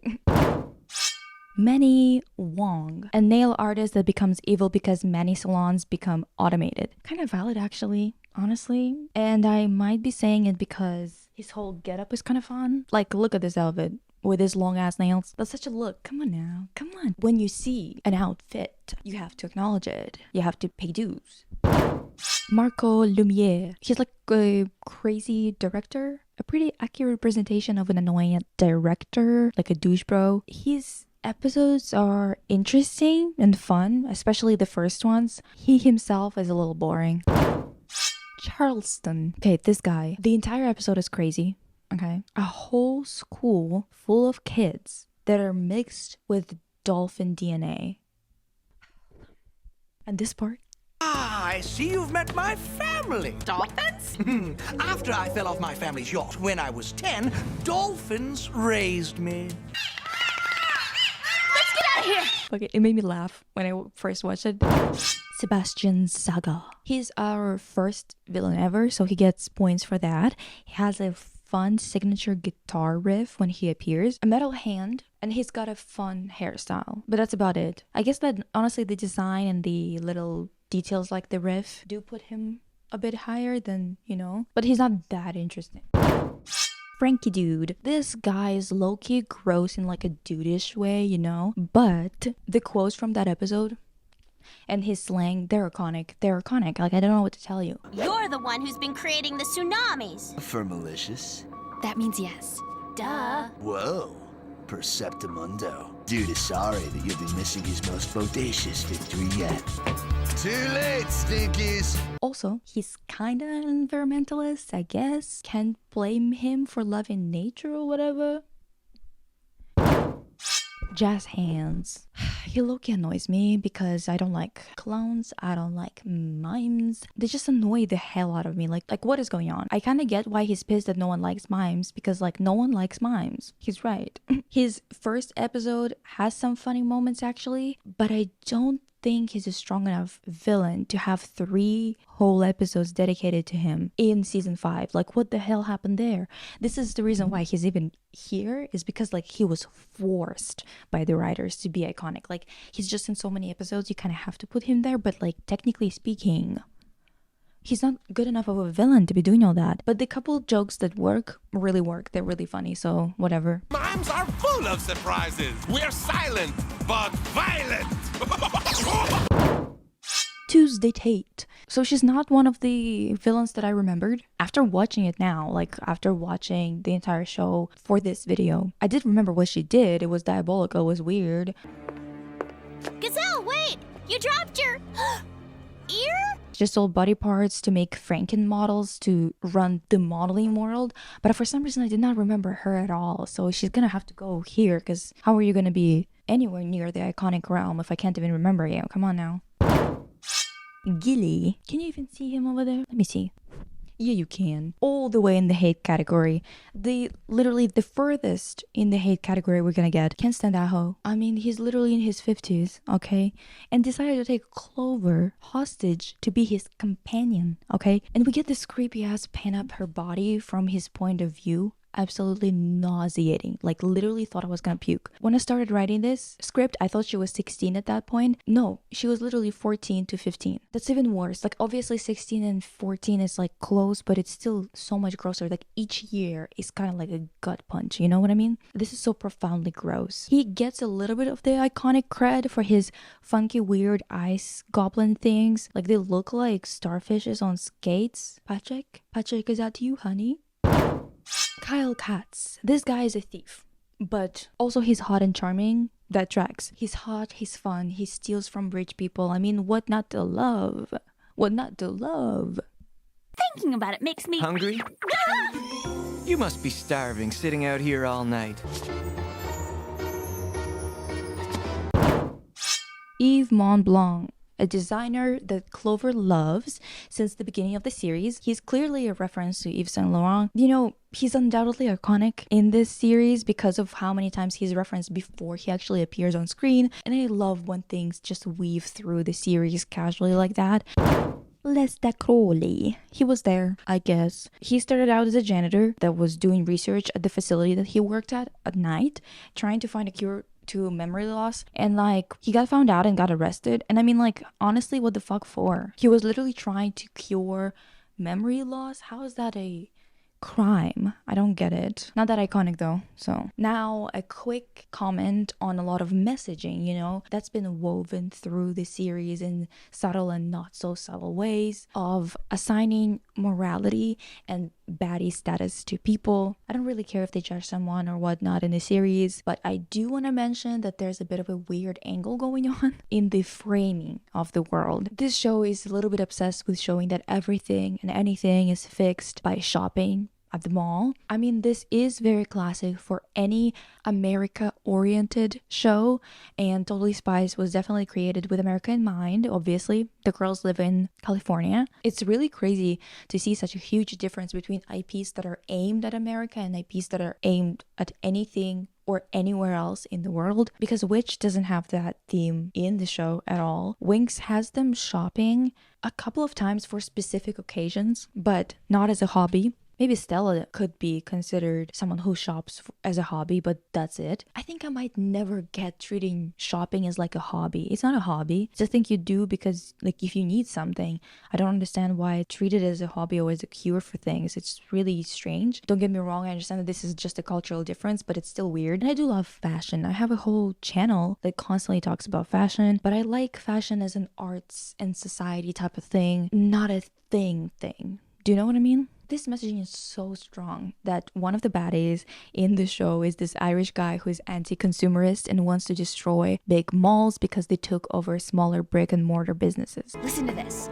If they These capitalist pigs will feel the wrath of anti-consumer teen. There's actually so much in that episode and so little at the same time. It's kind of crazy. What I mean by that is this episode both gives you a lot of like straight up opinions from the characters themselves and doesn't actually address why the main characters are actually so appalled by anti-consumerism. It's kind of throwing out a lot of words that sometimes make a little joke about shopping obsessions of the main three, while at the same time not giving much nuance to the other side of the argument at all. So we're left with very little to work with, except for the shallow depth of not our mall. And I think this is a thing that has been addressed by this French publication called Telegrama. I don't know if I'm pronouncing it right, to be honest, but they talked about it, and then the creators actually talked in an interview about it. Moi, je me souviens d'un article de Télérama qui nous avait épinglé sur une remarque que je trouvais une des plus drôles, mais elle était du second degré. Et Jerry qui disait aux filles « Bravo les filles, vous avez sauvé la société de consommation ». Et que ça résumait bien se faire tacler par Télérama sur ça. C'était plutôt assez drôle. That publication took this stance seriously because this is kind of just like a joke and they're not really saying this. This is more of a sarcastic remark by Jerry at the end. But I think that there's a lot more going on here where it's kind of like a pattern. And I'm not saying that Totally Spies is specifically taking one stance over the other or something like that, but I think that they're definitely having their own leanings, you know? This is kind of a pattern in this series where they make a joke about being super rich, for example, like here. Thank you for coming out to see my fourth attempt to balloon around the world. I'm ecstatic that you all choose to live vicariously through me. But then shows Sam sell out, for lack of a better word, at the end of the episode and ask for a yacht and an island. This show constantly tries to make us believe that the super rich they're showing to us are somehow a lot richer than Sam, Clover, and Alex. But the girls are living in massive mansions that look very similar to the billionaire mansions. I mean, the framing makes the difference only verbal. It's constantly said that they're super rich to compare to the main cast, but we're never actually shown that disparity, because if the main cast wouldn't be uber rich themselves, at least visually, it wouldn't be enough of a fantasy to enjoy. That's why it feels so wrong and weird when they move into their dorms. We get to see a lot of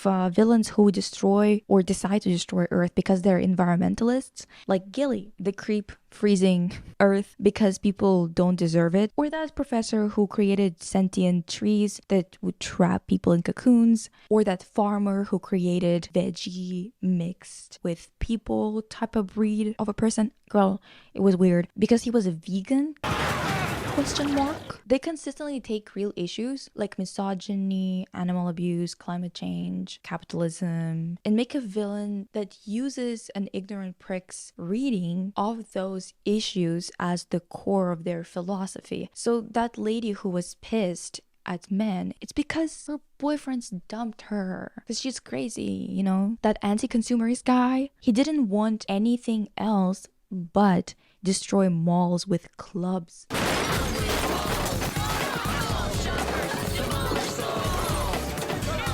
Zombies with wooden clubs. Just zombies with wooden clubs. Like, I'm not even kidding. The guy who's mad at people who eat animals or create leather goods or wear leather, he just makes people have veggies. For why? For what? If I'm being generous, I'll say that it's because they're trying to make everything so muddy and ridiculous that they don't have to worry about actually accidentally making a statement. But it seems to me that they're kind of accidentally still doing that. I'm not even saying that they need to be making statements, honestly. The show is ridiculous, and the more camp the villains are, the better. But it's just a little strange that they always do the opposite of punching up, you know? So instead of showing a villain who wants to make people have cows so he can make more steak, for example, they decide to try and make a vegan an international baddie, you know? Like, it's always going that way. God knows there are many annoying ass vegans out there. It's true. But there's also just so many people who are just vegan, you know? So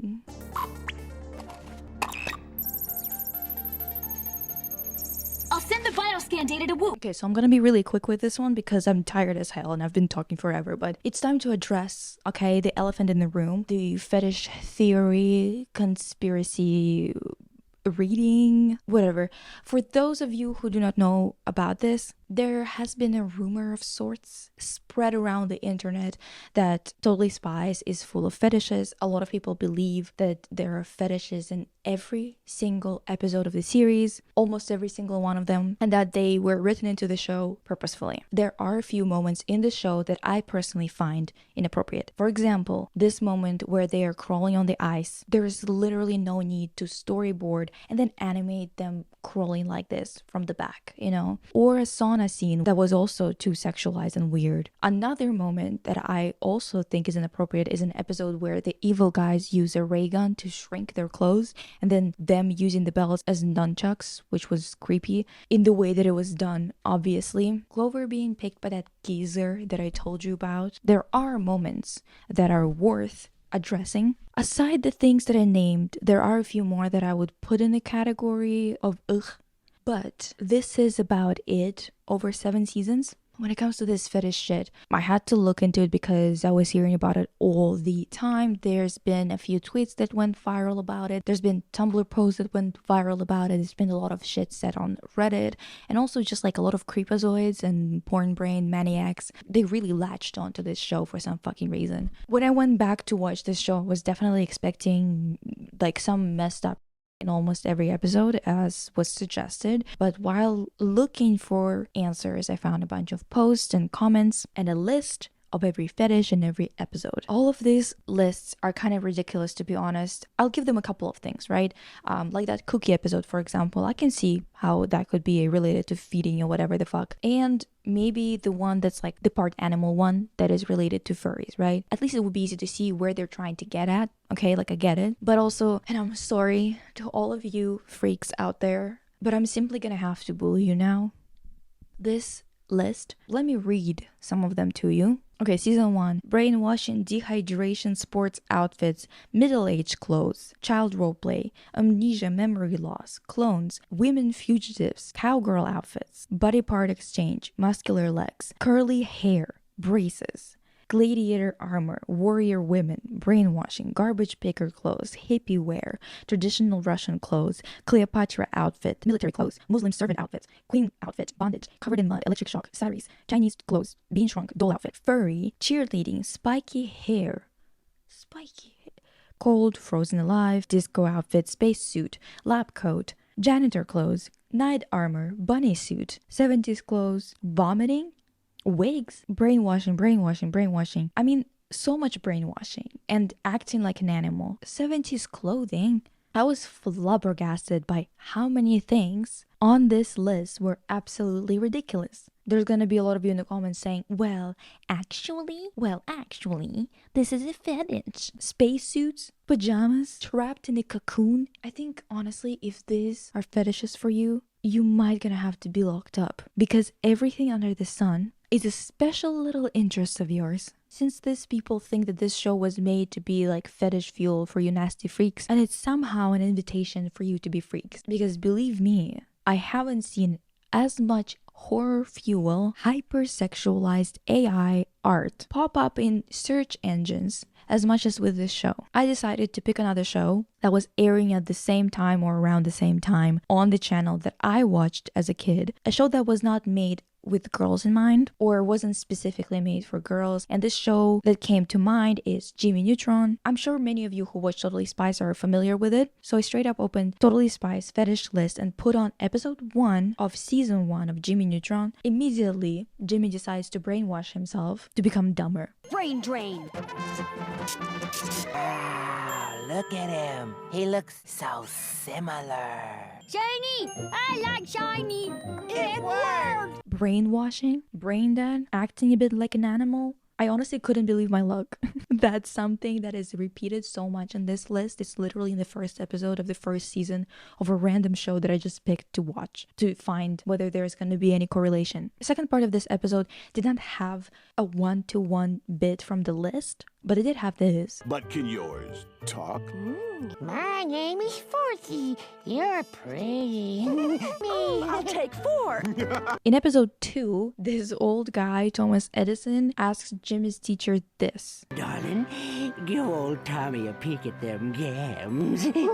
It's just perfect for a definition of a fetish, a form of sexual desire in which gratification is strongly linked to a particular object or activity or a part of the body other than the sexual organs. In episode 3, we get another one of those bangers, baby. Jimmy goes back in time to the 70s. I mean, I couldn't believe my goddamn luck. Like, literally one after another after another. Literally the same as the 70s episode in TS. Check out the new move, Sugar Book. I call it the monkey grinder. Oh, cute. 70s clothes. And oh, look at that, an afro. Do you get the point of how stupid those people are, or should I continue? Seriously, there are always things you can find inappropriate in children's shows. To me, anything exploitative, like a sexualized angle, is a no-no. Some moments in this show should be brought up and called out. Sure, I agree. That's my opinion. But this theory or reading is bogus and shows quite clearly that instead of analyzing the show for things that would need to be adjusted in the future to be more child-friendly, some people genuinely have porn brains that don't function well. I didn't realize it before. Like, I heard people say that people are so porn brain now that it's like literal brain rot, but I didn't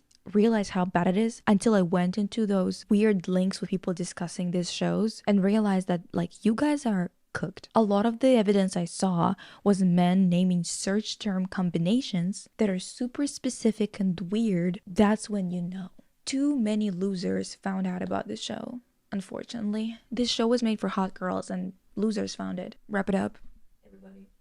They just have to make their brain rot everybody else's problem. It's so annoying. Seek help. Both in therapy and maybe in some kind of how to be at least a little bit cooler and maybe normal, so I don't freak everybody out bootcamp. Okay?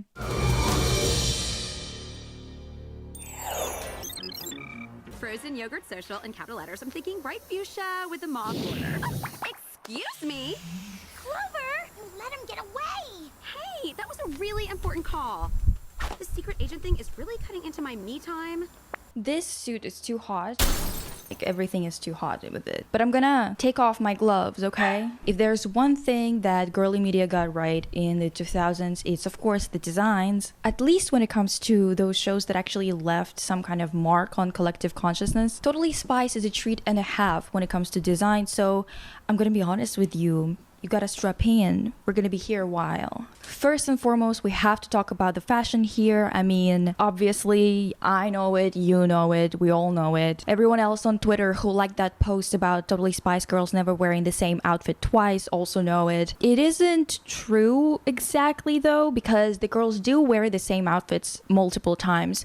It's just they're oftentimes recolored and adjusted slightly. And also when you get to the next time they're actually wearing the same outfit, you already forgotten what it looked like before, so let's start with the main 3 girlies and then we're gonna cover season 6 because it's a little bit of a different story. Alex is the resident sporty girl, but thankfully they did not lean into it too heavily. They didn't stick to a stereotypical look or behavior for her just because of one hobby or one thing she's supposed to be good at. All 3 girls have tendencies in terms of what they like or what they get on this show as per usual, but they're more realistic in a sense of, you know, not being entirely in one lane, which makes their appearance more exciting because you never know what you're gonna get, what you're gonna see in that particular episode. It's a great thing to use different types of outfits for each and every episode to really mix it up a little bit because we're pretty much used to seeing cartoon characters wearing the same fucking thing over and over and over again, which is fine, but it is a lot better when they are mixing it up a little bit because this is already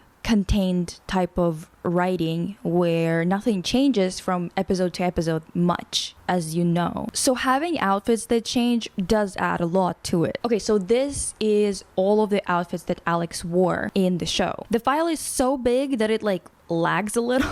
I arranged the looks by seasons and then I also added any recolorations of those outfits in a row, you know, and when they appeared. It's kind of easier to, you know, notice if there's the same outfit going on even though it's recolored.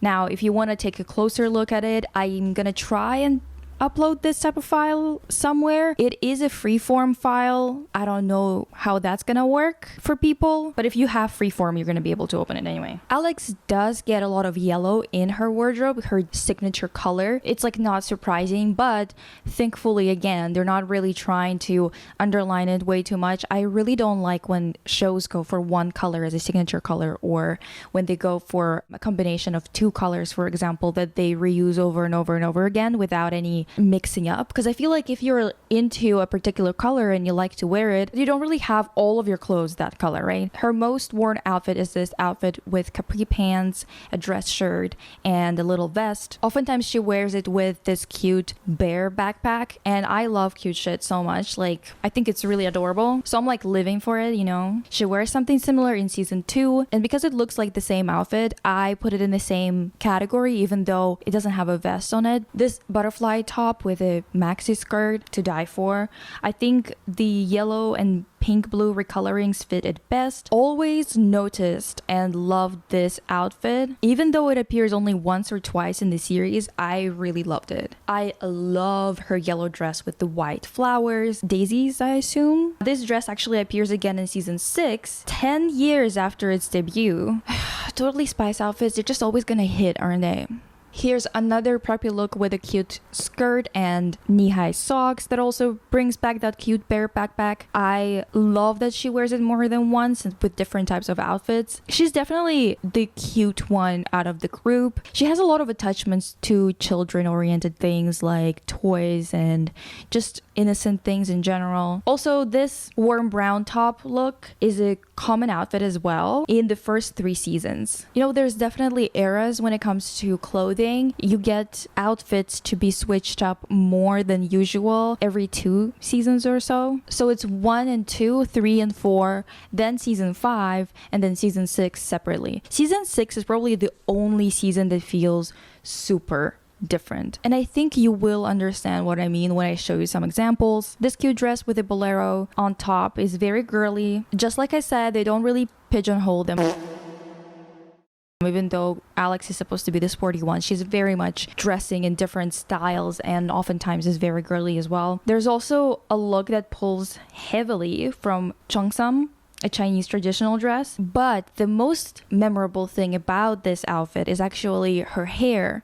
I really love those buns. They look really cute. And I feel like Alex rarely gets something new done to her hair for more than just like a few minutes of an episode. I also really love these overalls that she's wearing. They're really cute. They also get a bunch of recolorings as well. They seem super comfortable, and also the heart detailing is really cute. I don't love the color palette in season 1 for it though. Season 2 is probably my favorite fashion wise when it comes to Alex, because I love these few looks for her. This halter top with these low rise jeans and a heart buckle, it's so Totally Spies, especially because of the heart buckle, and I think that outfit is honestly to die for. And of course this heart top with skirt and knee-high boots combo, I mean, I absolutely love this look. Like, it's probably one of her best. I especially love it in that first color combo, yellow and light purple. It's adorable. Also, the black and green version looks so different, even though it's still a sleigh. In season 3, we see Alex wear a lot more maxi skirts with crop tops. Also, a long sleeve top with lacing that I don't really think suits her very well in terms of her character. And a few of my absolute favorites. Low-rise pants with a fabric tie-up belt. This similar low-rise and tank top look with great design for the pants. And this adorable and iconic bunny top, mini skirt, and the leg warmers combo. There's obviously a few recolorings for it as well, and I just think that it's honestly one of those outfits that really fits her personality quite well. There's also this outfit that shows up only once in the series because it's part of the plot, and it is her goth look.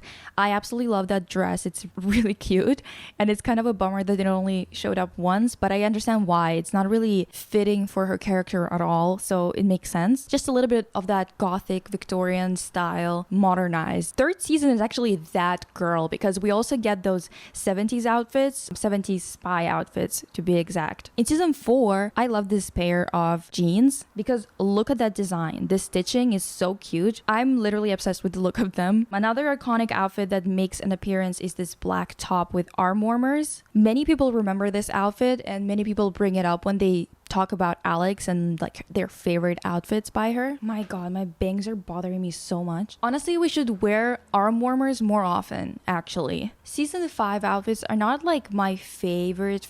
It is what it is, you know. Season 6 brings back some of the things to, you know, just kind of nostalgia bait or bring back some of that flavor from the first few seasons. This green look, we also saw it in season 3. I love the shoes here with lacing going up. We do get some ugly outfits in season 6, TBH. But also, you know, I think that this outfit would have been a lot better if it just had a different color.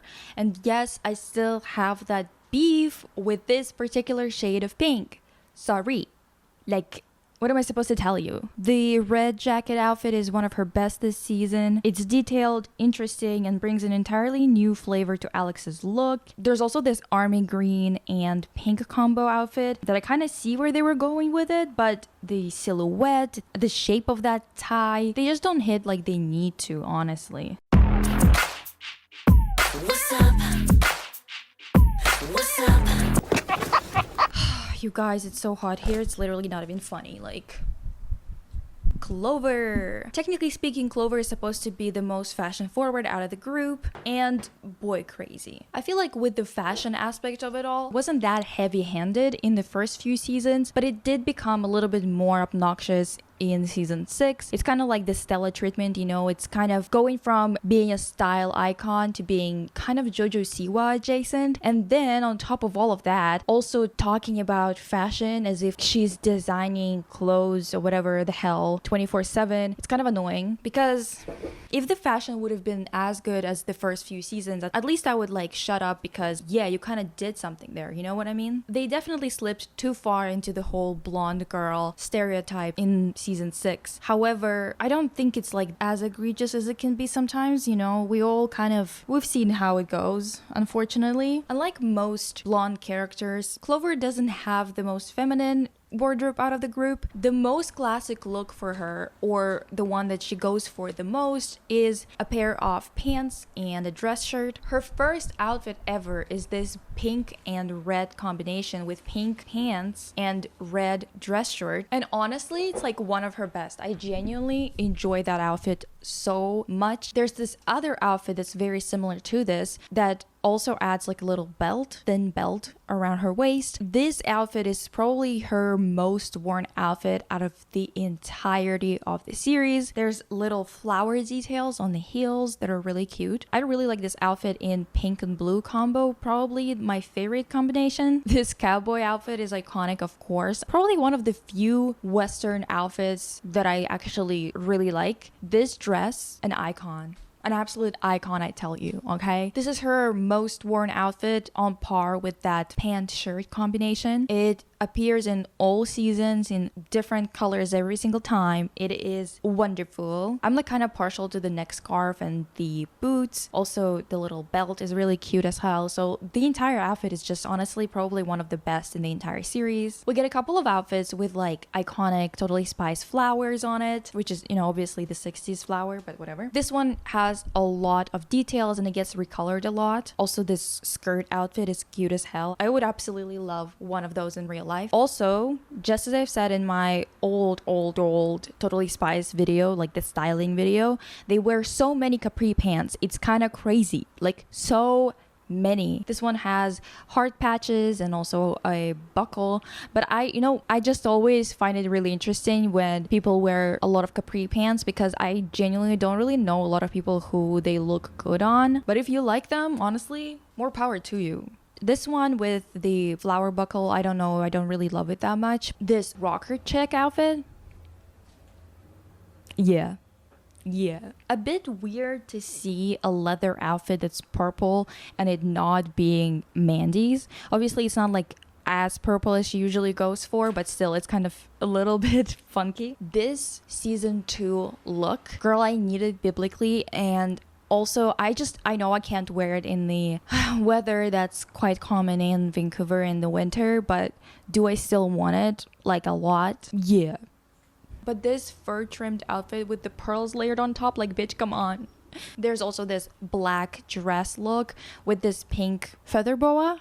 I think it is that. Maybe it's a fur thing. I don't know. I think it's a feather boa. That look is quite famous in terms of people finding a screenshot on Pinterest and using it as their avatar. If someone is using Clover as their avatar, there's like a 95% chance it's gonna be that look. Next outfit that I really love is this orange halter top with a blue miniskirt. However, we also get this pink halter top outfit that I absolutely loathe. But you know, even a queen is supposed to have a miss or two. Like, it is what it is. It is what it is. Also, this pink halter top with the low-rise jeans, an absolute deathly combo. Absolutely love it. It's great. It's great. Like, what am I supposed to tell you? You know, them jeans in this show, they really hit. I also love this miniskirt and crossbody bag outfit. The key here is, of course, the leg warmers. And I mean, like, I understand that some people are tired of leg warmers or arm warmers or whatever the fuck, but it is interesting to have those little details in your outfits, and I feel like we're underutilizing them. This two-piece is probably in my top 5 Clover looks. Okay, maybe top 7. These two outfits prove that even in later seasons, we still got a lot of outfits that, you know, serve. Also, this red dress with a rose. Yeah. Let me show you a couple of looks that I also love in like lightning fire. Here's another iconic look. This time it's from the movie. This outfit was definitely inspired by that pink one I showed you. The pearls are placed the same as a reference, but it's definitely not the same. They were doing way too many beach looks at Malibu, and I'm not a fan of this style of beachwear. I don't know what to tell you. Like, it is what it is. Okay, so we have to talk about this suspenders look. This is so painfully 2011, 2013. I mean, I get it. It was made in 2011, I believe, but it's not the good kind of 2011, 2013. Sam, my belt is too big. It keeps shifting. It's so annoying. Like, it should be here, but it's like kind of just doing whatever it wants. Sam is definitely the girliest one of the bunch, like 100%. I personally really love her fashion because a lot of the things that she wears is something that I wear. One of my most favorite looks from her doesn't get as much praise as I think it should. It's this dress that is usually paired with thigh-high socks and oftentimes her hair in a ponytail. This yellow recolor, I need you all to take a moment and just take in how good it is. Okay, another flower detailed look. This dress is really good. Same goes for the butterfly accessories. I just really love this cardigan wrap around with the skirt. I love to see her hair braided or like just different hairstyles on her in general. This is also a similar look to the one that I absolutely adore, but it is a different outfit, so I put it in a different row. Sam has so many great designs. It's actually crazy. Like, this dress hits. With that flower choker, for example, there are some designs that just like made me think. Like this one. Girlfriend, stop! Get back in the car! The colors are horrendous, especially when combined like this. But the outfit itself isn't helping this color combination either. High-ass socks with capri pants like these. And then the shoes. I mean, who did that? I just want to talk. I have a couple of questions. That just doesn't make any sense to me. I'm sorry. Like, I literally need a nap after looking at this. Sorry to say. I also love that we get a bunch of looks that are pulling from the bohemian type of style because I feel like it's a really interesting combination to bring that in for a character that's very much into science and math and stuff like that. Like this outfit right here, or these jeans with a massive belt and an off-shoulder blouse, this lavender top and gray pants, a green dress layered over white pants. They're both great. But this look, on the other hand, listen, I love blouses that are kind of over the top, ruffly, even busy in terms of pattern. Like, I love that shit. However, just these shades of green and burgundy, it's just a horrendous choice for a top like that. I'm sorry. Tops like these should never come in colors like this.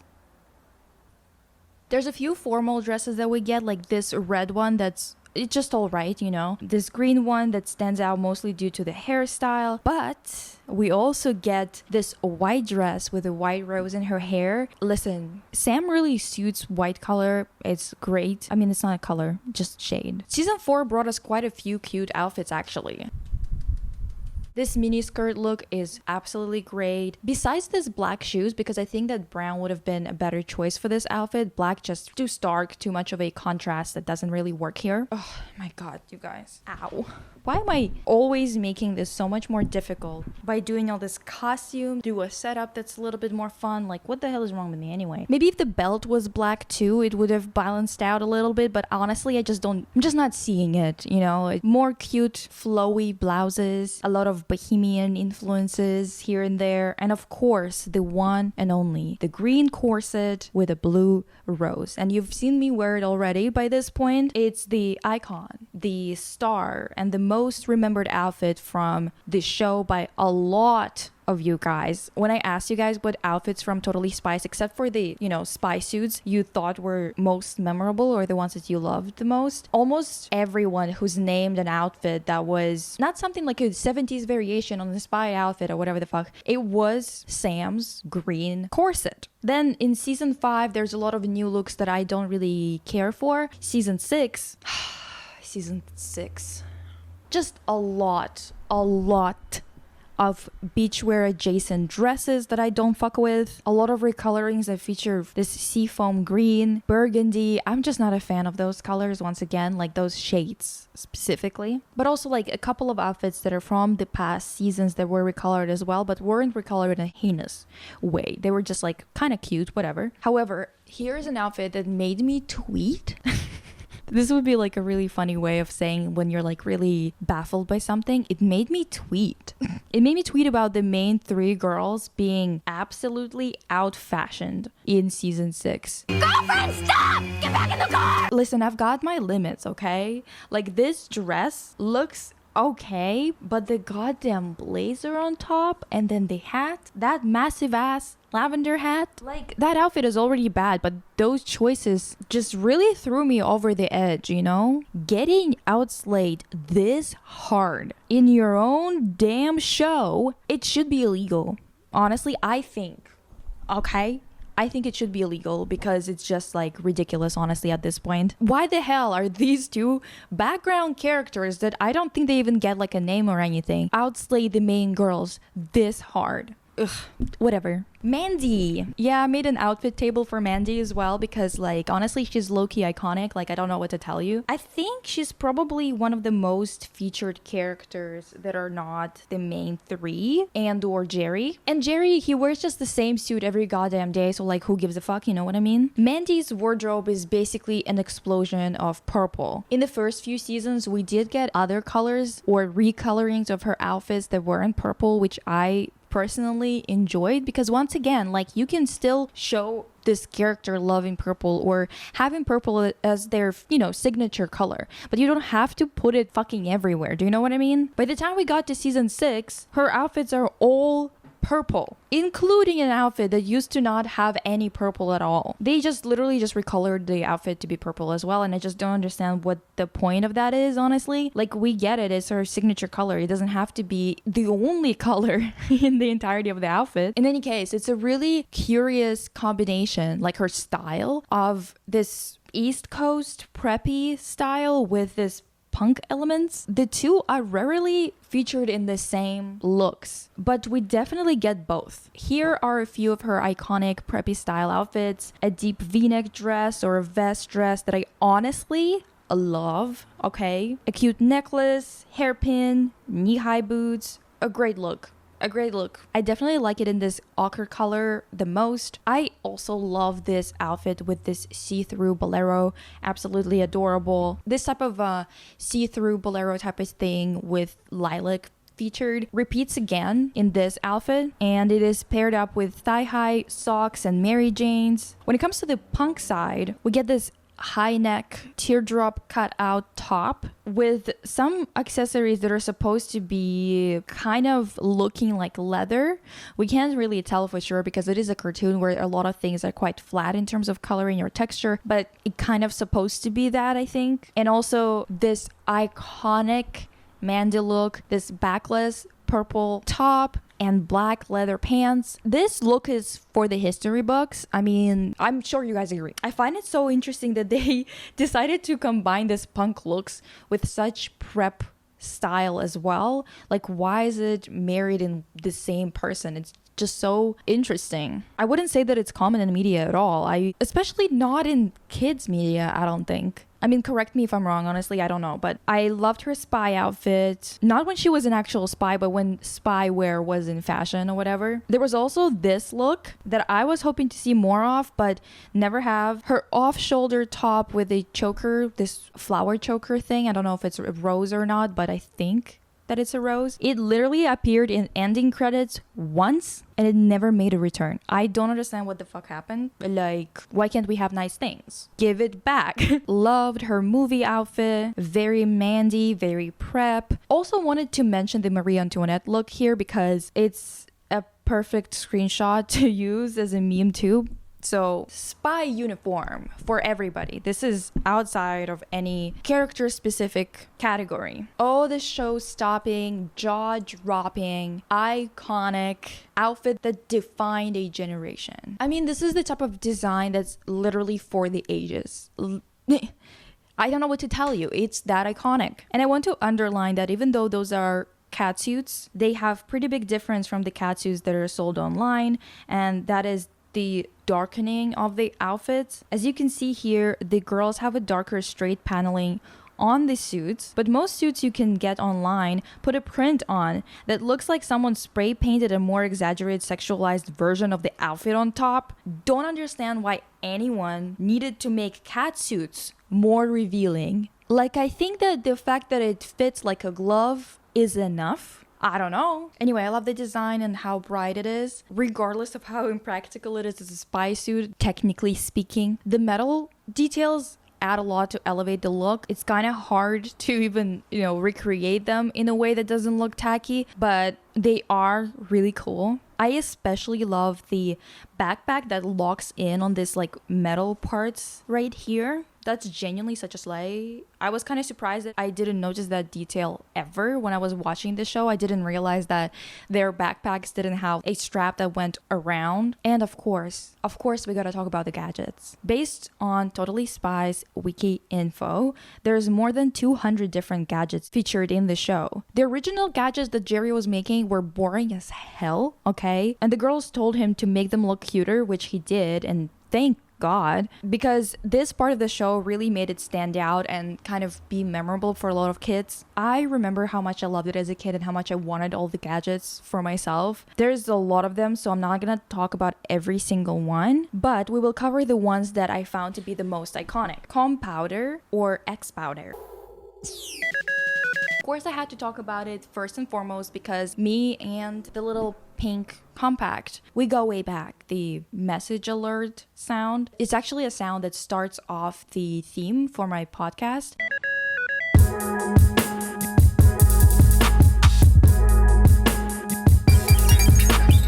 And I also use that podcast theme at the end of my videos where I put the podcast banner. And I always have a little pink compact in my podcast photos. Undoubtedly, this is the coolest gadget of them all. This powder can do it all, okay? And I absolutely love the design. I do. At first, Jerry would appear on video call. And later, when the comb powder was updated to be an X powder, he became a hologram. The designers, animators, they made the software look so cute on it, adding cute illustrations to it and loading screens or whatever. Both designs are cute, and it's undeniable that these hyper feminine gadgets have a lot of fun appeal. Heels that would stick to anything. Another pair of heels that can literally drill into anything. Expandable cable bungee belt.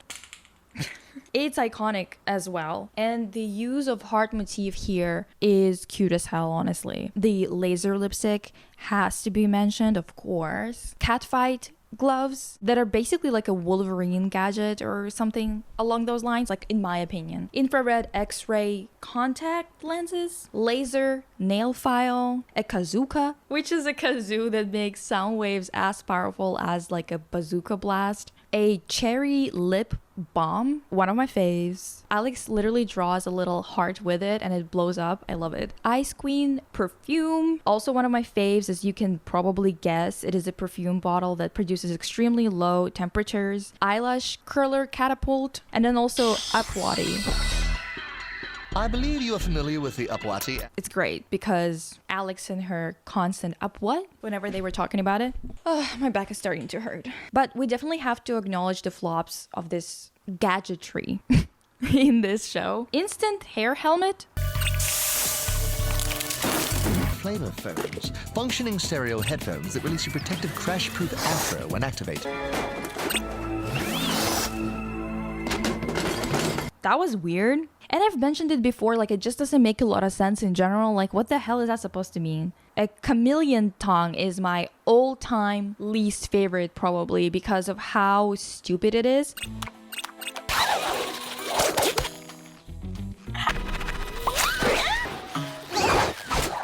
A horrible gadget that the girls used once. It's basically an expandable cable, like bungee belt, but the cable is made out of someone's tongue, like the user's tongue. And I don't understand what the fuck the point is. Like, we already have the bungee belts and we have them all the time. Like, this is a permanent feature of their suits. So why the hell would anybody need that tongue thing? And it's just gross.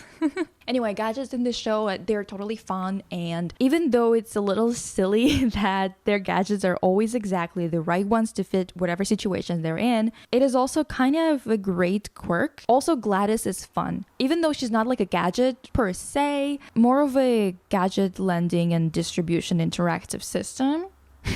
I thought the design was pretty good, while not making her too human-like, where you would feel weird about her being at Whoop all day. It's just object-like enough to make it work. However, she disappeared in season 5. That's like after being in the show for 2 years, 2 seasons, for some unknown reason, because in story, like within the story, she is sent to a recycling facility because Jerry was tired of her attitude, but it is speculated that writers of Totally Spies decided to remove Gladys because of a bad reaction to her from the audience. I honestly don't really agree with that theory because this character was in the show for 2 seasons, and it's a bit too long to not have her removed if she was so widely disliked. Do you know what I mean? Another technology related thing here is the vehicles that they get, all the heart-shaped helicopters, it's called Pinky helicopter, all-terrain cars, color-coded anti-gravity cycles. Climb anything dirt bike that's octane powered.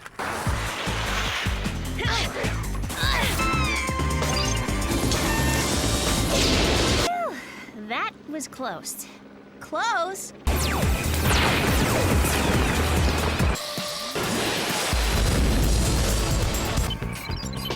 It was my idea. Oh! A Vespa. They're great. Jetpacks that I absolutely adore. There are so many of them, and so many of them are so slayful, it's kind of crazy. Is it low-key slayful because oftentimes it's pink? Sure.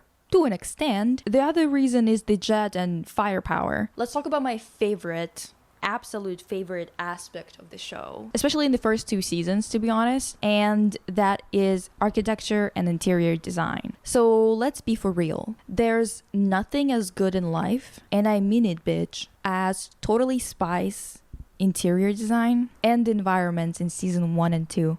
Yeah, like it hits right away. We get to see that great hotel room with that massive lava lamp, pillars, I think those are pillars, old school egg chairs, massive windows, and all of it in bright ass colors that might seem overwhelming to some, but iconic nonetheless. I think what makes it stand out from usual cartoon designs and bright ass colors is the color scheme and the combinations of them, and how heavily they leaned into the 60s to 80s interior designs. Of course, most households at that time weren't using those bright ass colors for everything, but some did use a pop of color here and there. Some rooms in Totally Spies are 60s on steroids, or if a hippie decorated a place in that transitional period where they left weed behind and started to hit coke heavy.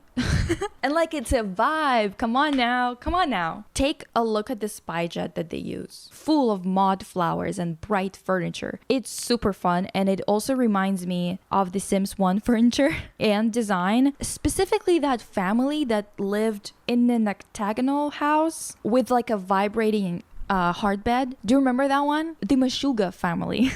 Their house was so crazy, which I loved it. I genuinely loved it. I used to play with them all the time. Also, when I went back to check out the house, it's definitely crazier than the Totally Spies designs, just because that house uses all the colors of the rainbow, like literally all of them. But I guess it would be debatable which one is crazier. Cast your votes, babes. Clover's bedroom is any girl's dream. The bed is massive and has a see-through canopy. There's this balcony with massive windows. There's also a little upstairs area as if it's a studio duplex where she has her study area, I assume, since there's like table and bookshelf there. I always wanted a 2-story room. Like, who didn't as a kid? Like, come on now. Even now, I would want that. Another location that I absolutely adore is Sam's living room. Just like, look at it. It's so retro futuristic and fun. That dining table with an interesting chandelier, tulip decorations, that TV that matches the best feature of the room, that blue semicircle couch. It's just so great and most of all, memorable. Mostly that blue couch, of course. Sam's bedroom is also cute. It's also pink with a blue armchair. But most of all, the centerpiece, okay? The best design piece there, her snail phone. It glows when there's a message or when it rings. I don't know, it's just fun as hell. When I saw it, like the shell being the phone itself, love it. In the first 2 seasons, Jerry's office was also a bit better, in my opinion. I liked the fold-out couch that girls would land on. I like that it wasn't as cramped as it is in later seasons. Technically, season 3 onwards, the Whoop building and like office and whatever is more detailed. But it always just kind of felt a lot smaller to me. Jerry's mom's house is very bright, but very Totally Spies too. I like the green, yellow, blue combination. There are many locations that hit in those 2 seasons, honestly. In season 3, the girls move in together and they're living in a beach house. Honestly, it's a lot more of a typical cartoon style house. But I still really like the downstairs aquarium as the room divider area with a couch and TV separated from dining space. Also that bathroom slaps with a proper bathtub and 3 sinks for each one of them. But none of them have anything on season 1 and 2, to be honest. In season 5, they've moved again and they move into their dorms and thankfully get a penthouse arranged because those dorm rooms were sad looking. And I mean, like, it is realistic, but I'm not watching Totally Spies for realistic portrayals of life, like, and I don't think kids are watching it for that either. Come on now. Their penthouse is cute. I like how mismatched the decor is. It's bright, it's adorable, better than their beach house in terms of bedroom design, but still doesn't compare with the greatness of those first 2 seasons, to be honest. Another location that I want to mention from 5th and 6th season is Maliyu Cafe. The cafe itself is done in the spirit of the show, but I would say that it looked more similar to a lot of other shows of the time. I don't know, it was looking a lot more generic after season 2, if you know what I mean. Still good though, don't get me wrong. Now the Maliyu Cafe uniforms, on the other hand, Parental!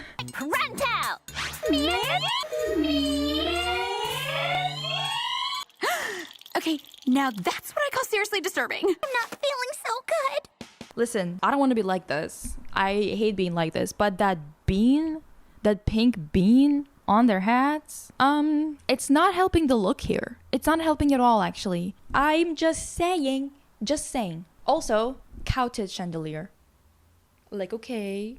All in all, we have to give praise where it's due. The show really went all out when it comes to design. The fashion, gadgets, interior design, all of these are at the top of the list of what is well done about this show. The fact that they consistently changed all of the above for every episode kept the episodes looking fresh, even when the writing formula was getting a little bit stale. I really think that Totally Spies should get their flowers for doing this well in the design department, honestly. Speaking of design, let's talk about merch and games real quick here. These categories are not the main focus of this deep dive, so I'm not gonna break down all of the games and each one of them in terms of how they function, but tell you things that I found most interesting about them. There were a lot of games released for Totally Spies, 11 games to be exact. Well, if we're counting the one that's coming in November this year. It makes a lot of sense that there are so many games produced for Totally Spies, actually, because it's a spy show. It's basically landing itself to be a game so easily that it would be stupid not to utilize it. Come on now. One of the games, Totally Spies 3, had a really fun fighting system that presented a 3D look of the opponent. It was obviously just an animation, but that was enough for the time, to be honest, to suspend your disbelief. That view was presented in a spy console form on their X-Powders. There are cut screens that are making you feel like you're watching an episode, basically. And overall, it's a pretty good game for Nintendo in 2007. The aesthetics in all 10 games definitely differ from one another for obvious reasons, like being on different platforms or different consoles. The PS2 game in the same year of 2007 includes video clips as cutscenes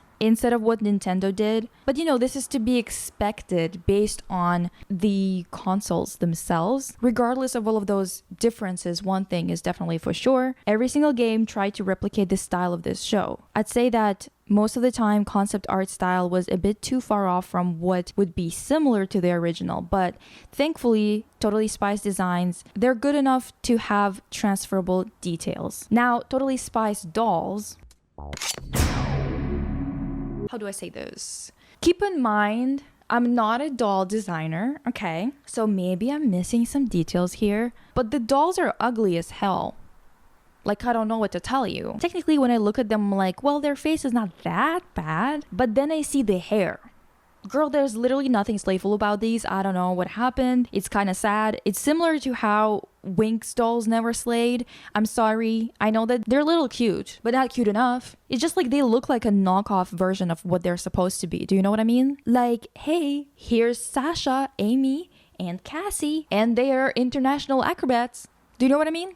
It's just not good at all. But the other toys, though, the ones that were toy versions of gadgets, complete slam dunk. I don't know how well they worked or if they were actually fun to play with and to have. I have never seen them as a kid and certainly never seen them as an adult. Only pictures for, you know, when I was doing research for this. But it's kind of tragic that even though I'm Canadian and I live in Canada, I cannot find any toys, like any Totally Spies paraphernalia anywhere in like thrift stores or something. Like, it's kind of weird. Maybe if I go to Quebec, mayhaps. But it's kind of like weird that it's not here anywhere, you know? It's just ridiculous. You can see here that there were journals that were supposed to scan your hand to unlock. There was some kind of joystick, I assume, which looks fantastic. I would love one of those. It's literally the cutest thing. There's a watch that looks like their mini computer scan that they use in the show. Some comb powders, which honestly don't look great being matte. Like, they should have made them with a sheen a little bit. Happy Meals that had comb powders in them, bags, and whatever else. It's great. This franchise is great for this type of shit. The new show should land a sponsorship with Samsung and make a custom case for their flip phones, like flip screen phones. Make them look like comb powders, basically. That would be iconic. Oh, and they also should create a CD player, kind of like Espa's Armageddon one, but like make it Totally Spies. It would be absolutely iconic. I mean, come on. Toys slap, except for those hideous ones. Good job. Everyone who worked on Totally Spies designs, you killed it. Good for you. I want to see more slayful outfits in the future. I hope that the live action gets the point that this should be stylish and cunty and great, and also that we need some gadgets that are fun and a little bit of camp. Like, really put in the work. Put in the work. Make it fun. You have a lot to live up to when it comes to design.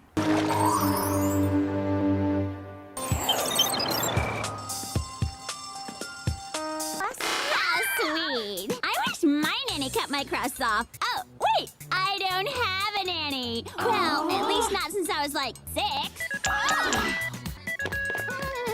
I am in such a Mandy mood today that it's kind of perfect that I'm supposed to be her today. Sometimes you just feel like Mandy, and she is low-key an icon. I'm gonna win. She is a legend, and this is her iconic look with a no back top and leather pants. Usually when a show is roughly using our laws and structures, I don't add a world building section because it's too similar to real life, so there's like no point really. But Totally Spies is like a weird kind of combo. There are a few noticeable differences, but I just have a few things to rant about, so it kind of warrants a whole section, honestly. Let's start with the fun details, like the fact that time travel is totally possible in the show.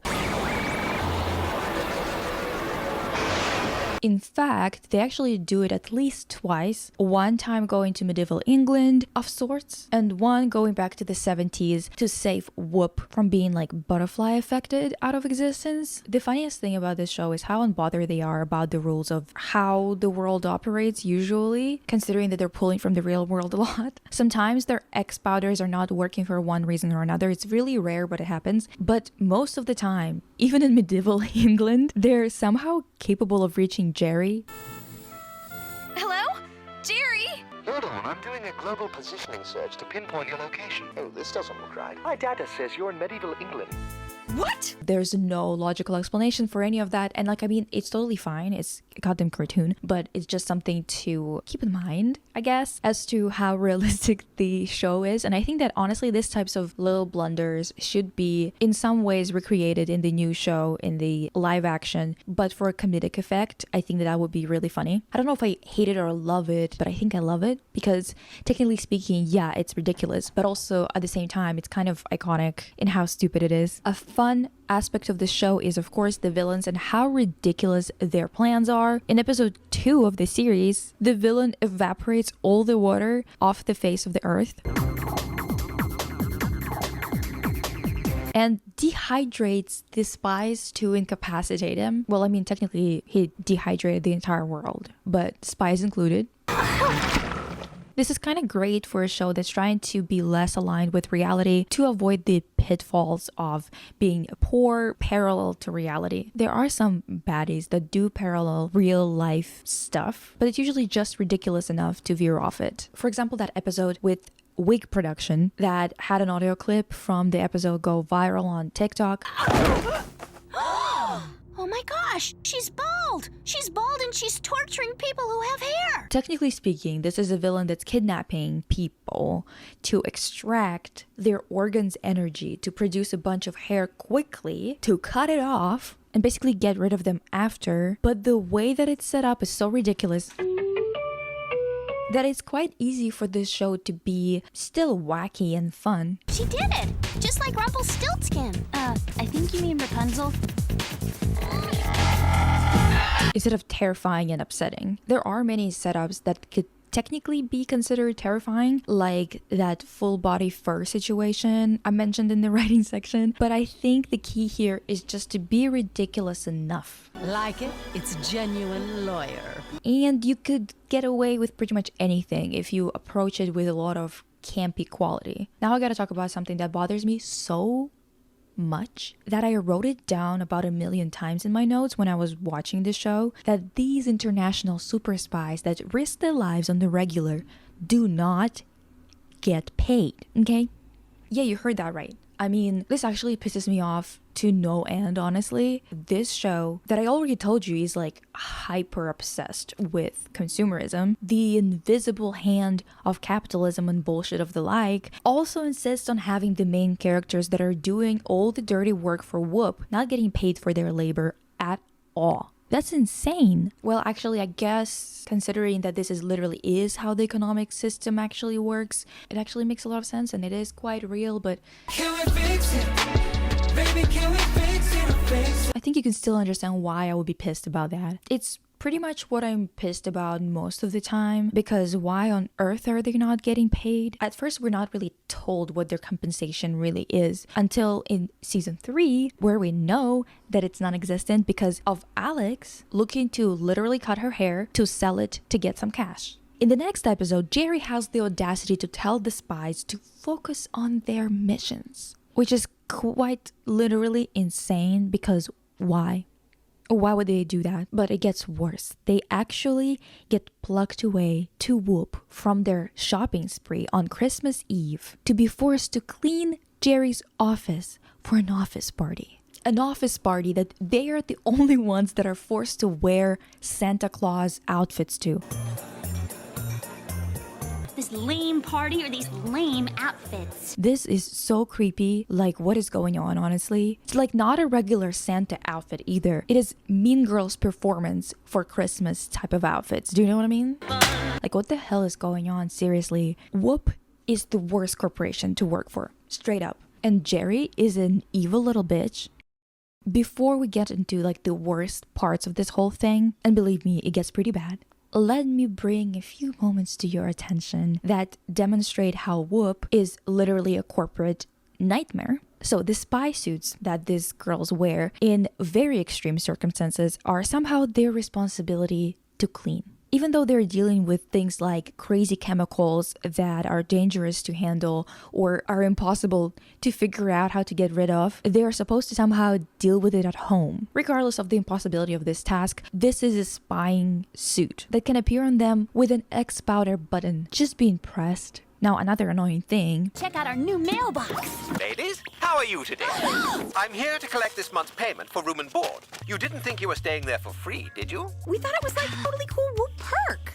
I'm afraid your perky days are over, girls. After all, that's the way it works in the real world. The real world? You mean the world that they save about 3 to 7 times a week? That real world? This is genuinely ridiculous. He sounds like one of those pull yourself by your bootstraps losers that never learned about history, economics, or anything else for that matter, but think that people are poor because they simply choose to be poor.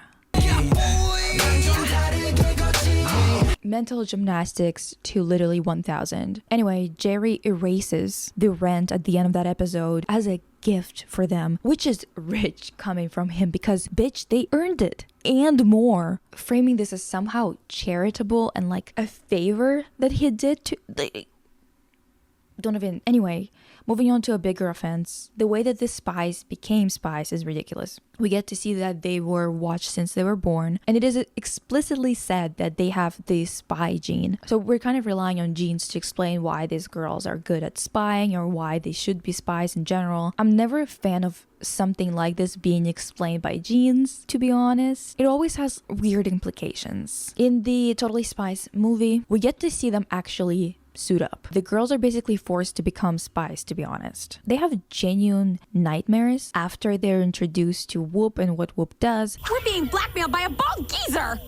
That's balding. And honestly, like, this movie is a bit ass. It's not funny enough. And on top of that, I wish I didn't know that they only trained for 48 hours. It kind of ruins it a little bit. Even though it's a ridiculous show, not knowing just how long they trained does help with believing that they're well equipped to be dealing with whatever they're dealing with. Also, they're just put through a bunch of tests. It's not even real training, just testing. And at the end of all of those tests, at the end of those 48 hours, they suddenly want to be spies. And it just doesn't make any sense. It wasn't well written, to be honest. It's just genuinely nonsense, and not fun kind of nonsense, because I will always stand by fun nonsense. Your software slays, by the way. Fun nonsense is the way of life. It is simply exquisite. It makes you want to live, you know, because it's just so ridiculous. But nonsense for the sake of nonsense is just life draining. Now, let's cover probably the worst offense by Whoop and Jerry. And that whole situation is in season 1, episode 7, called The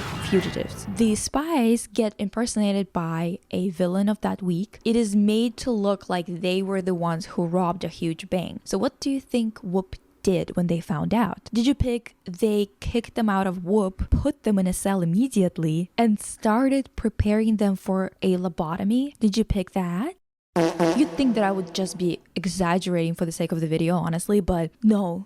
They actually were trying to modify their brain with a chip. Chips into your brains. You'll never have another aggressive thought as long as you live. This is actually crazy how perfect this episode is to show the violence of patriarchy and how much we are forced to live as fugitives to avoid being shackled to a loser, and with this inability to have an aggressive thought. They have no investigation. Jerry doesn't question the legitimacy of what happened at all. And not only that, he, the creator and sole runner of Whoop, says, sorry, it's out of my hands. When they're being carried out of the room by a bunch of men, he's acting like he's not the one who wrote that protocol. He's acting like he's not the one who owns the goddamn building and employs the employees. The fact that there's no trial, no investigation is a direct result of his actions, his planning. What is going on? Get your hands off me! Sorry, girls. It's out of my hands. Oh, it's out of your hands, bitch. I mean, he's just such a little rat. Also, it's literally only men taking them to get a lobotomy. It is honestly crazy. It looks like Whoop is nothing but men at that point. Also, Jerry is like unnecessarily creepy and insane here.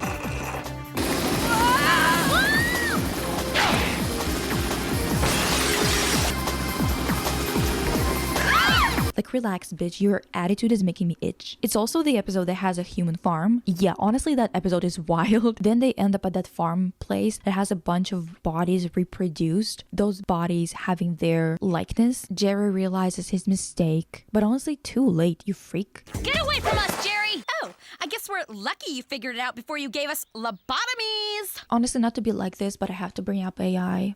Barf. Because Jerry literally spent years building an army of androids to replace spies. Whoop is building a small army of super sophisticated androids. They will, in fact, be the super agents of the future. Some gratitude for all our hard work. Honestly, what corporate nonsense Whoop and Jerry wouldn't do?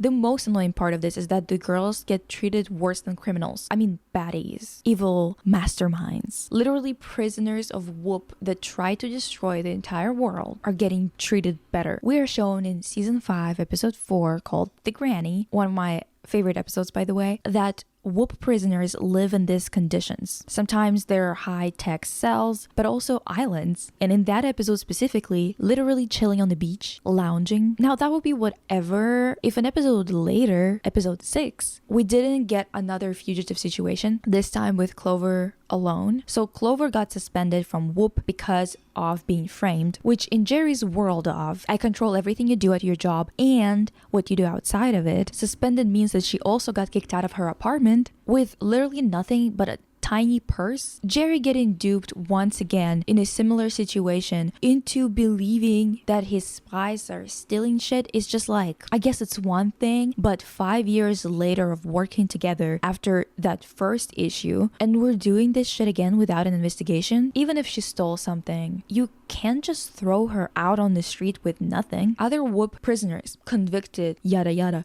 get to lounge on the beach. But the spies get kicked out on the street without any way of taking care of themselves during whatever investigation they're doing right now. Remember, they ain't getting paid, just so you remember, because I feel like it's hard to keep track of because you hear how much nonsense they're dealing with and you're like, well, at least their paycheck is good. No, it isn't. Also, just by the way, Jerry broke so many child labor laws in the first few seasons when the girls are literally so young that there's no way in hell they would be allowed to do any of the things that they were doing. And I mean, I understand that they are spies, whatever, but working hours are not good. Do you know what I mean? Like, yeah, you can go on a mission at 3 a.m., but it needs to be less than a certain amount of hours a week anyway. Speaking of ridiculous, dude, we gotta cover season 6, the timeline of it all, and how weird of a continuation it was, really. As I mentioned in the introduction, the show had a 6-year break between season 5 and 6. Season 5 actually ends with Whoop finding a cure to badness, literally eliminating any need for fighting evil or catching baddies. Now, season 6 comes back with that ending entirely erased. I would assume that they would erase the ending in some type of fashion because looking at this timeline, movie, high school, uni, end of spy career, season 6 should be after the end of spy career, quite obviously. Yet we're placed in the university time period with some of the things from season 5 being erased. Others kept as part of the lore, just like in a million other show deep dive reviews. I'm begging for writers to explain to me why they're always so weirdly sloppy about reboots. You could have just said that the whole simple fix to badness didn't work, and now you're back to where you should be. No need to be messy about it. Or just reboot the entire series. I don't know. Why would you be so messy with this type of approach? This is so Winx graduating and then ending up at school again and again and again. At first as teachers, and then all of a sudden they're students again, as if they never graduated or never went to school there at all. A mess. And they get older and older until they are presented in a new art style that makes them look younger than their season 1 selves within the same goddamn timeline. Why? Who is this for? Who are you trying to appeal to here? here. People who are too young to give a fuck about the timelines and those who are old enough to get it do not want to see younger looking, emphasis on looking alone, versions of them, because it's better to have a straight up continuation. Why is this problem so common? Yeah, the story in this show is usually contained to one episode arc, but that's kind of the whole point as to why this massive changes to the story, like adding a proper recurring boyfriend, moving on to university, or ending their spy careers are so important. There's so little narrative plot or lore to memorize that these changes stick out a lot. If your show is all about these consequential narratives, having a random storyline that doesn't expand the character or doesn't push the story forward, will stick out a lot too. It's just how it works. I don't know what to tell you. Another big plot point that happens in season 4 and then gets abandoned entirely is the girls' mothers finding out that they're spies. In season 6, Clover's mom knows nothing about it again and wants Clover to be pre-med in school, as if she doesn't have enough on her plate already. How is anyone even supposed to figure out which parts of season 4 and 5 are still intact and which ones are completely erased from the narrative? And honestly, it's just done for convenience sake of the writers, I guess, but it doesn't make a lot of sense. And if by this point in the series you thought that Jerry maybe is gonna stop being insane, you'd be wrong. Because in episode 24, he decides to promote the girls, which somehow, in his deranged mind, includes not only them working solo, but live solo, and worst of all, live in terrible, rat-infested, roof-leaking, single-bed dorm rooms, instead of their lavish penthouse. I mean... This is a huge promotion for you. How is that a promotion? The entire episode, I thought he was joking. I thought he was pranking them. Like, that's what I was kind of expecting to happen at the end, because like it's just so crazy that it can be real, right? I literally wrote down rats, ugly rooms, and leaking roofs. What is Jerry thinking? That billionaire brat. It's like he genuinely wants to be assassinated. Like, why else would he be doing all that stuff, right? Why would he be provoking everybody? Whatever. I mean, this show is pretty fun, and the main appeal of this world is just how ridiculously silly it is. So as long as that's there, I'd be happy. I'm still gonna be pissed about Whoop and Jerry though, because you guys, they just don't know their place. They just do not understand where they are, who they are, and who they're talking to. And I mean, they're not talking to me, but still, they're talking to smart, capable people. It's just pissing me off. What am I supposed to say? Perfect costume for this section, eh? Just because of how pissed I was. And also, the bell. Anyway. So, what is Totally Spies up to today? Quite a few things, actually. There's a new game that's out, a brand new season of animation, and another one on the way. So let me do a few rapid fire opinions on season 7, the first 10 episodes that I've seen. The girls are now in Singapore. Jerry retired, and his daughter took over leading Whoop. The animation and art style is more like season 6 than the previous ones, so it's definitely not as unique as it used to be in the first few seasons. It is still a fun, light-hearted show with some outfit that will sting to look at, honestly, and some that look pretty great, actually. It's kind of a mixed bag. If the first 3 seasons fashion was perfect most of the time, this show, it's maybe at like 70% or so. It's cute, but it's not iconic or super fashionable like it used to be. Something about these European cartoons becoming less fashionable with time is always gonna get to me, you know? However, look at these outfits they wore to this retro-themed party. A really cute modern take on 60s fashion, eh? Also, I really liked these outfits here. By the way, Blaine comes back.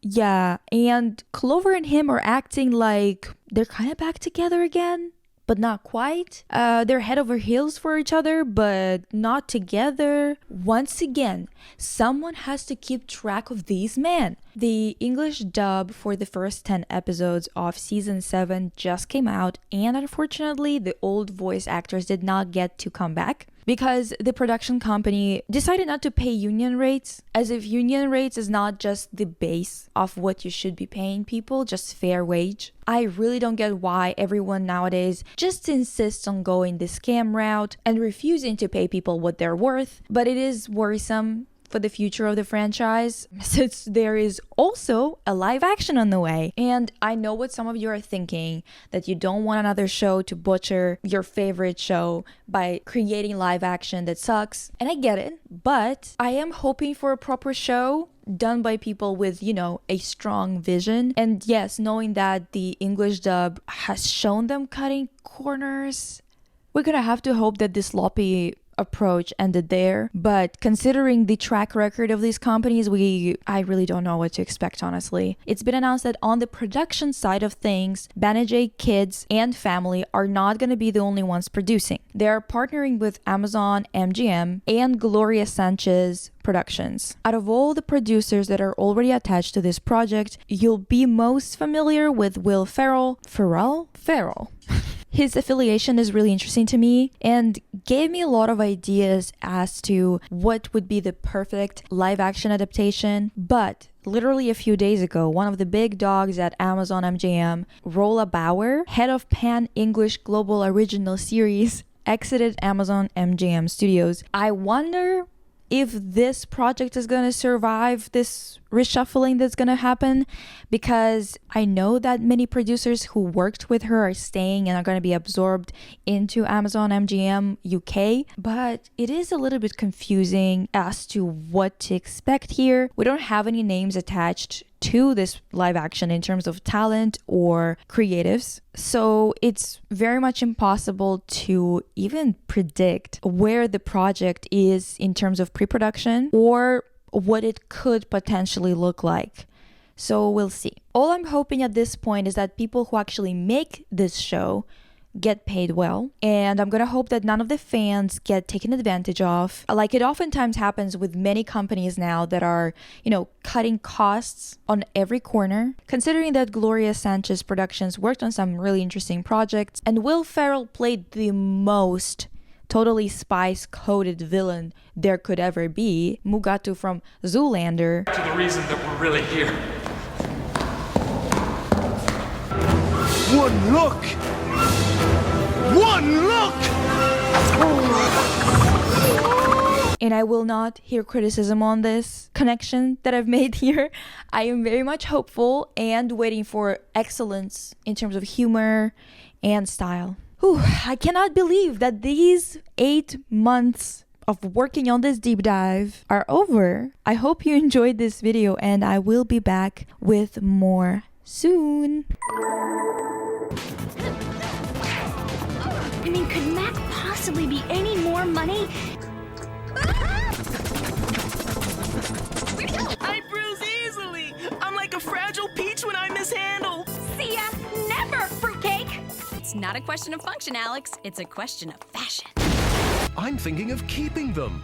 My prison shrink said my lack of parental guidance is what led to my life of crime. I don't want to destroy all of civilization. Just half. The male half! Where are we? Nectar. Who's that freak? Why is he so zoned while everyone with half a brain is in a major panic? He might make a cool tattoo. I could get all 3 members of Boy Candy spread across my... We'll talk tattoos later. So it's right, you right-haired menace to society. Catfight gloves with retractable claws. For a guy that snagged a zillion weapons from the future, you never considered adding an SUV to your collection? No sign of Vladimir's sleigh. Can I go home, please?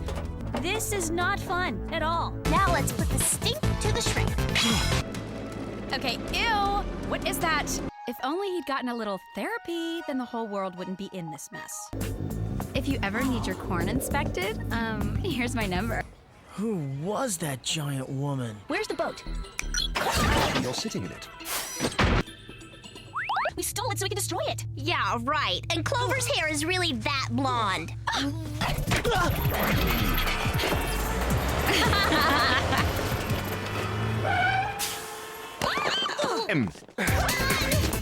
Thanks for the gory visual, Sam. No, getting really sick of this beady-eyed little weasel. People are nuts. You annoying brats! Hey, I think it's time to admit you have a problem. Affirmalicious. That means yes. Oh my gosh! She's bald! She's bald and she's torturing people who have hair! I control the hand. I control the spies. Weasel. Come on, we can't let anyone see us. Commander was too worried about ethics to understand the value of my work. Are you saying I'm fat? It's attractive boneheads like you that give attractive geniuses like me a bad name. Okay, girls, time to shut down the diva. Oh, you guys were orphans? No, not really. That's just something the promo department came up with. Gives us street cred. Hello, Earth to Bimbolini. That's Babellini. What's in your stomach? It's the music of protest. Too late, Stinkies. We are much too pretty for this line of work. Scratch on over and nab a beefy. Just in case those naughty girls put up a fuss. Ew! Your nasty breath is revenge enough. Oh, not so fast, Greenie. I have a more fitting prison for you. Love is not measured in inches. Oh, that is so sweet. Maybe this thing will help. There are a lot of angry, hurt women out there, and we all want revenge. You tell it, sister! I mean, you'll never get away with it. I totally support free expression and all, but you are in public. So, you want to go to the dance? Should I pick you up at 8? Will you marry me? Step off! Persistent little creep, aren't you? Tear off his head! Rip out his heart! Cut up his credit cards! And it looks like he's gotten uglier. It's like we've died. I mean, slimming, actually. I may be a fish, but I still have rights! Just because we caused a stupid little explosion does not mean that you get to be rude, mister! Dolphins raised me. I know coffee! So, what's your sign? I'm a Sag. Okay. Thanks. And she's not Brittany! Like a flower floating in a sewer. My heart reeks for Alex. Get over yourself, goth girl. I really hate bugs. Well, we don't like you either. From now on, celebrity gossip will be about rumors and innuendo, just like it should be. Alex is my new best friend. Cyril, you're not my best friend. You're more of an enemy, really. But a good spy knows how to avoid an interrogation. Making everyone else dumber. Not very ambitious. Destruction for the sake of destruction, it doesn't make any sense. To the contrary, it makes dollars and cents. Uh-oh, half a carrot. That should help. I think it's time for you to go. What is this? Until now. Breathe. Ladies, please. Less ruminating, more eliminating. You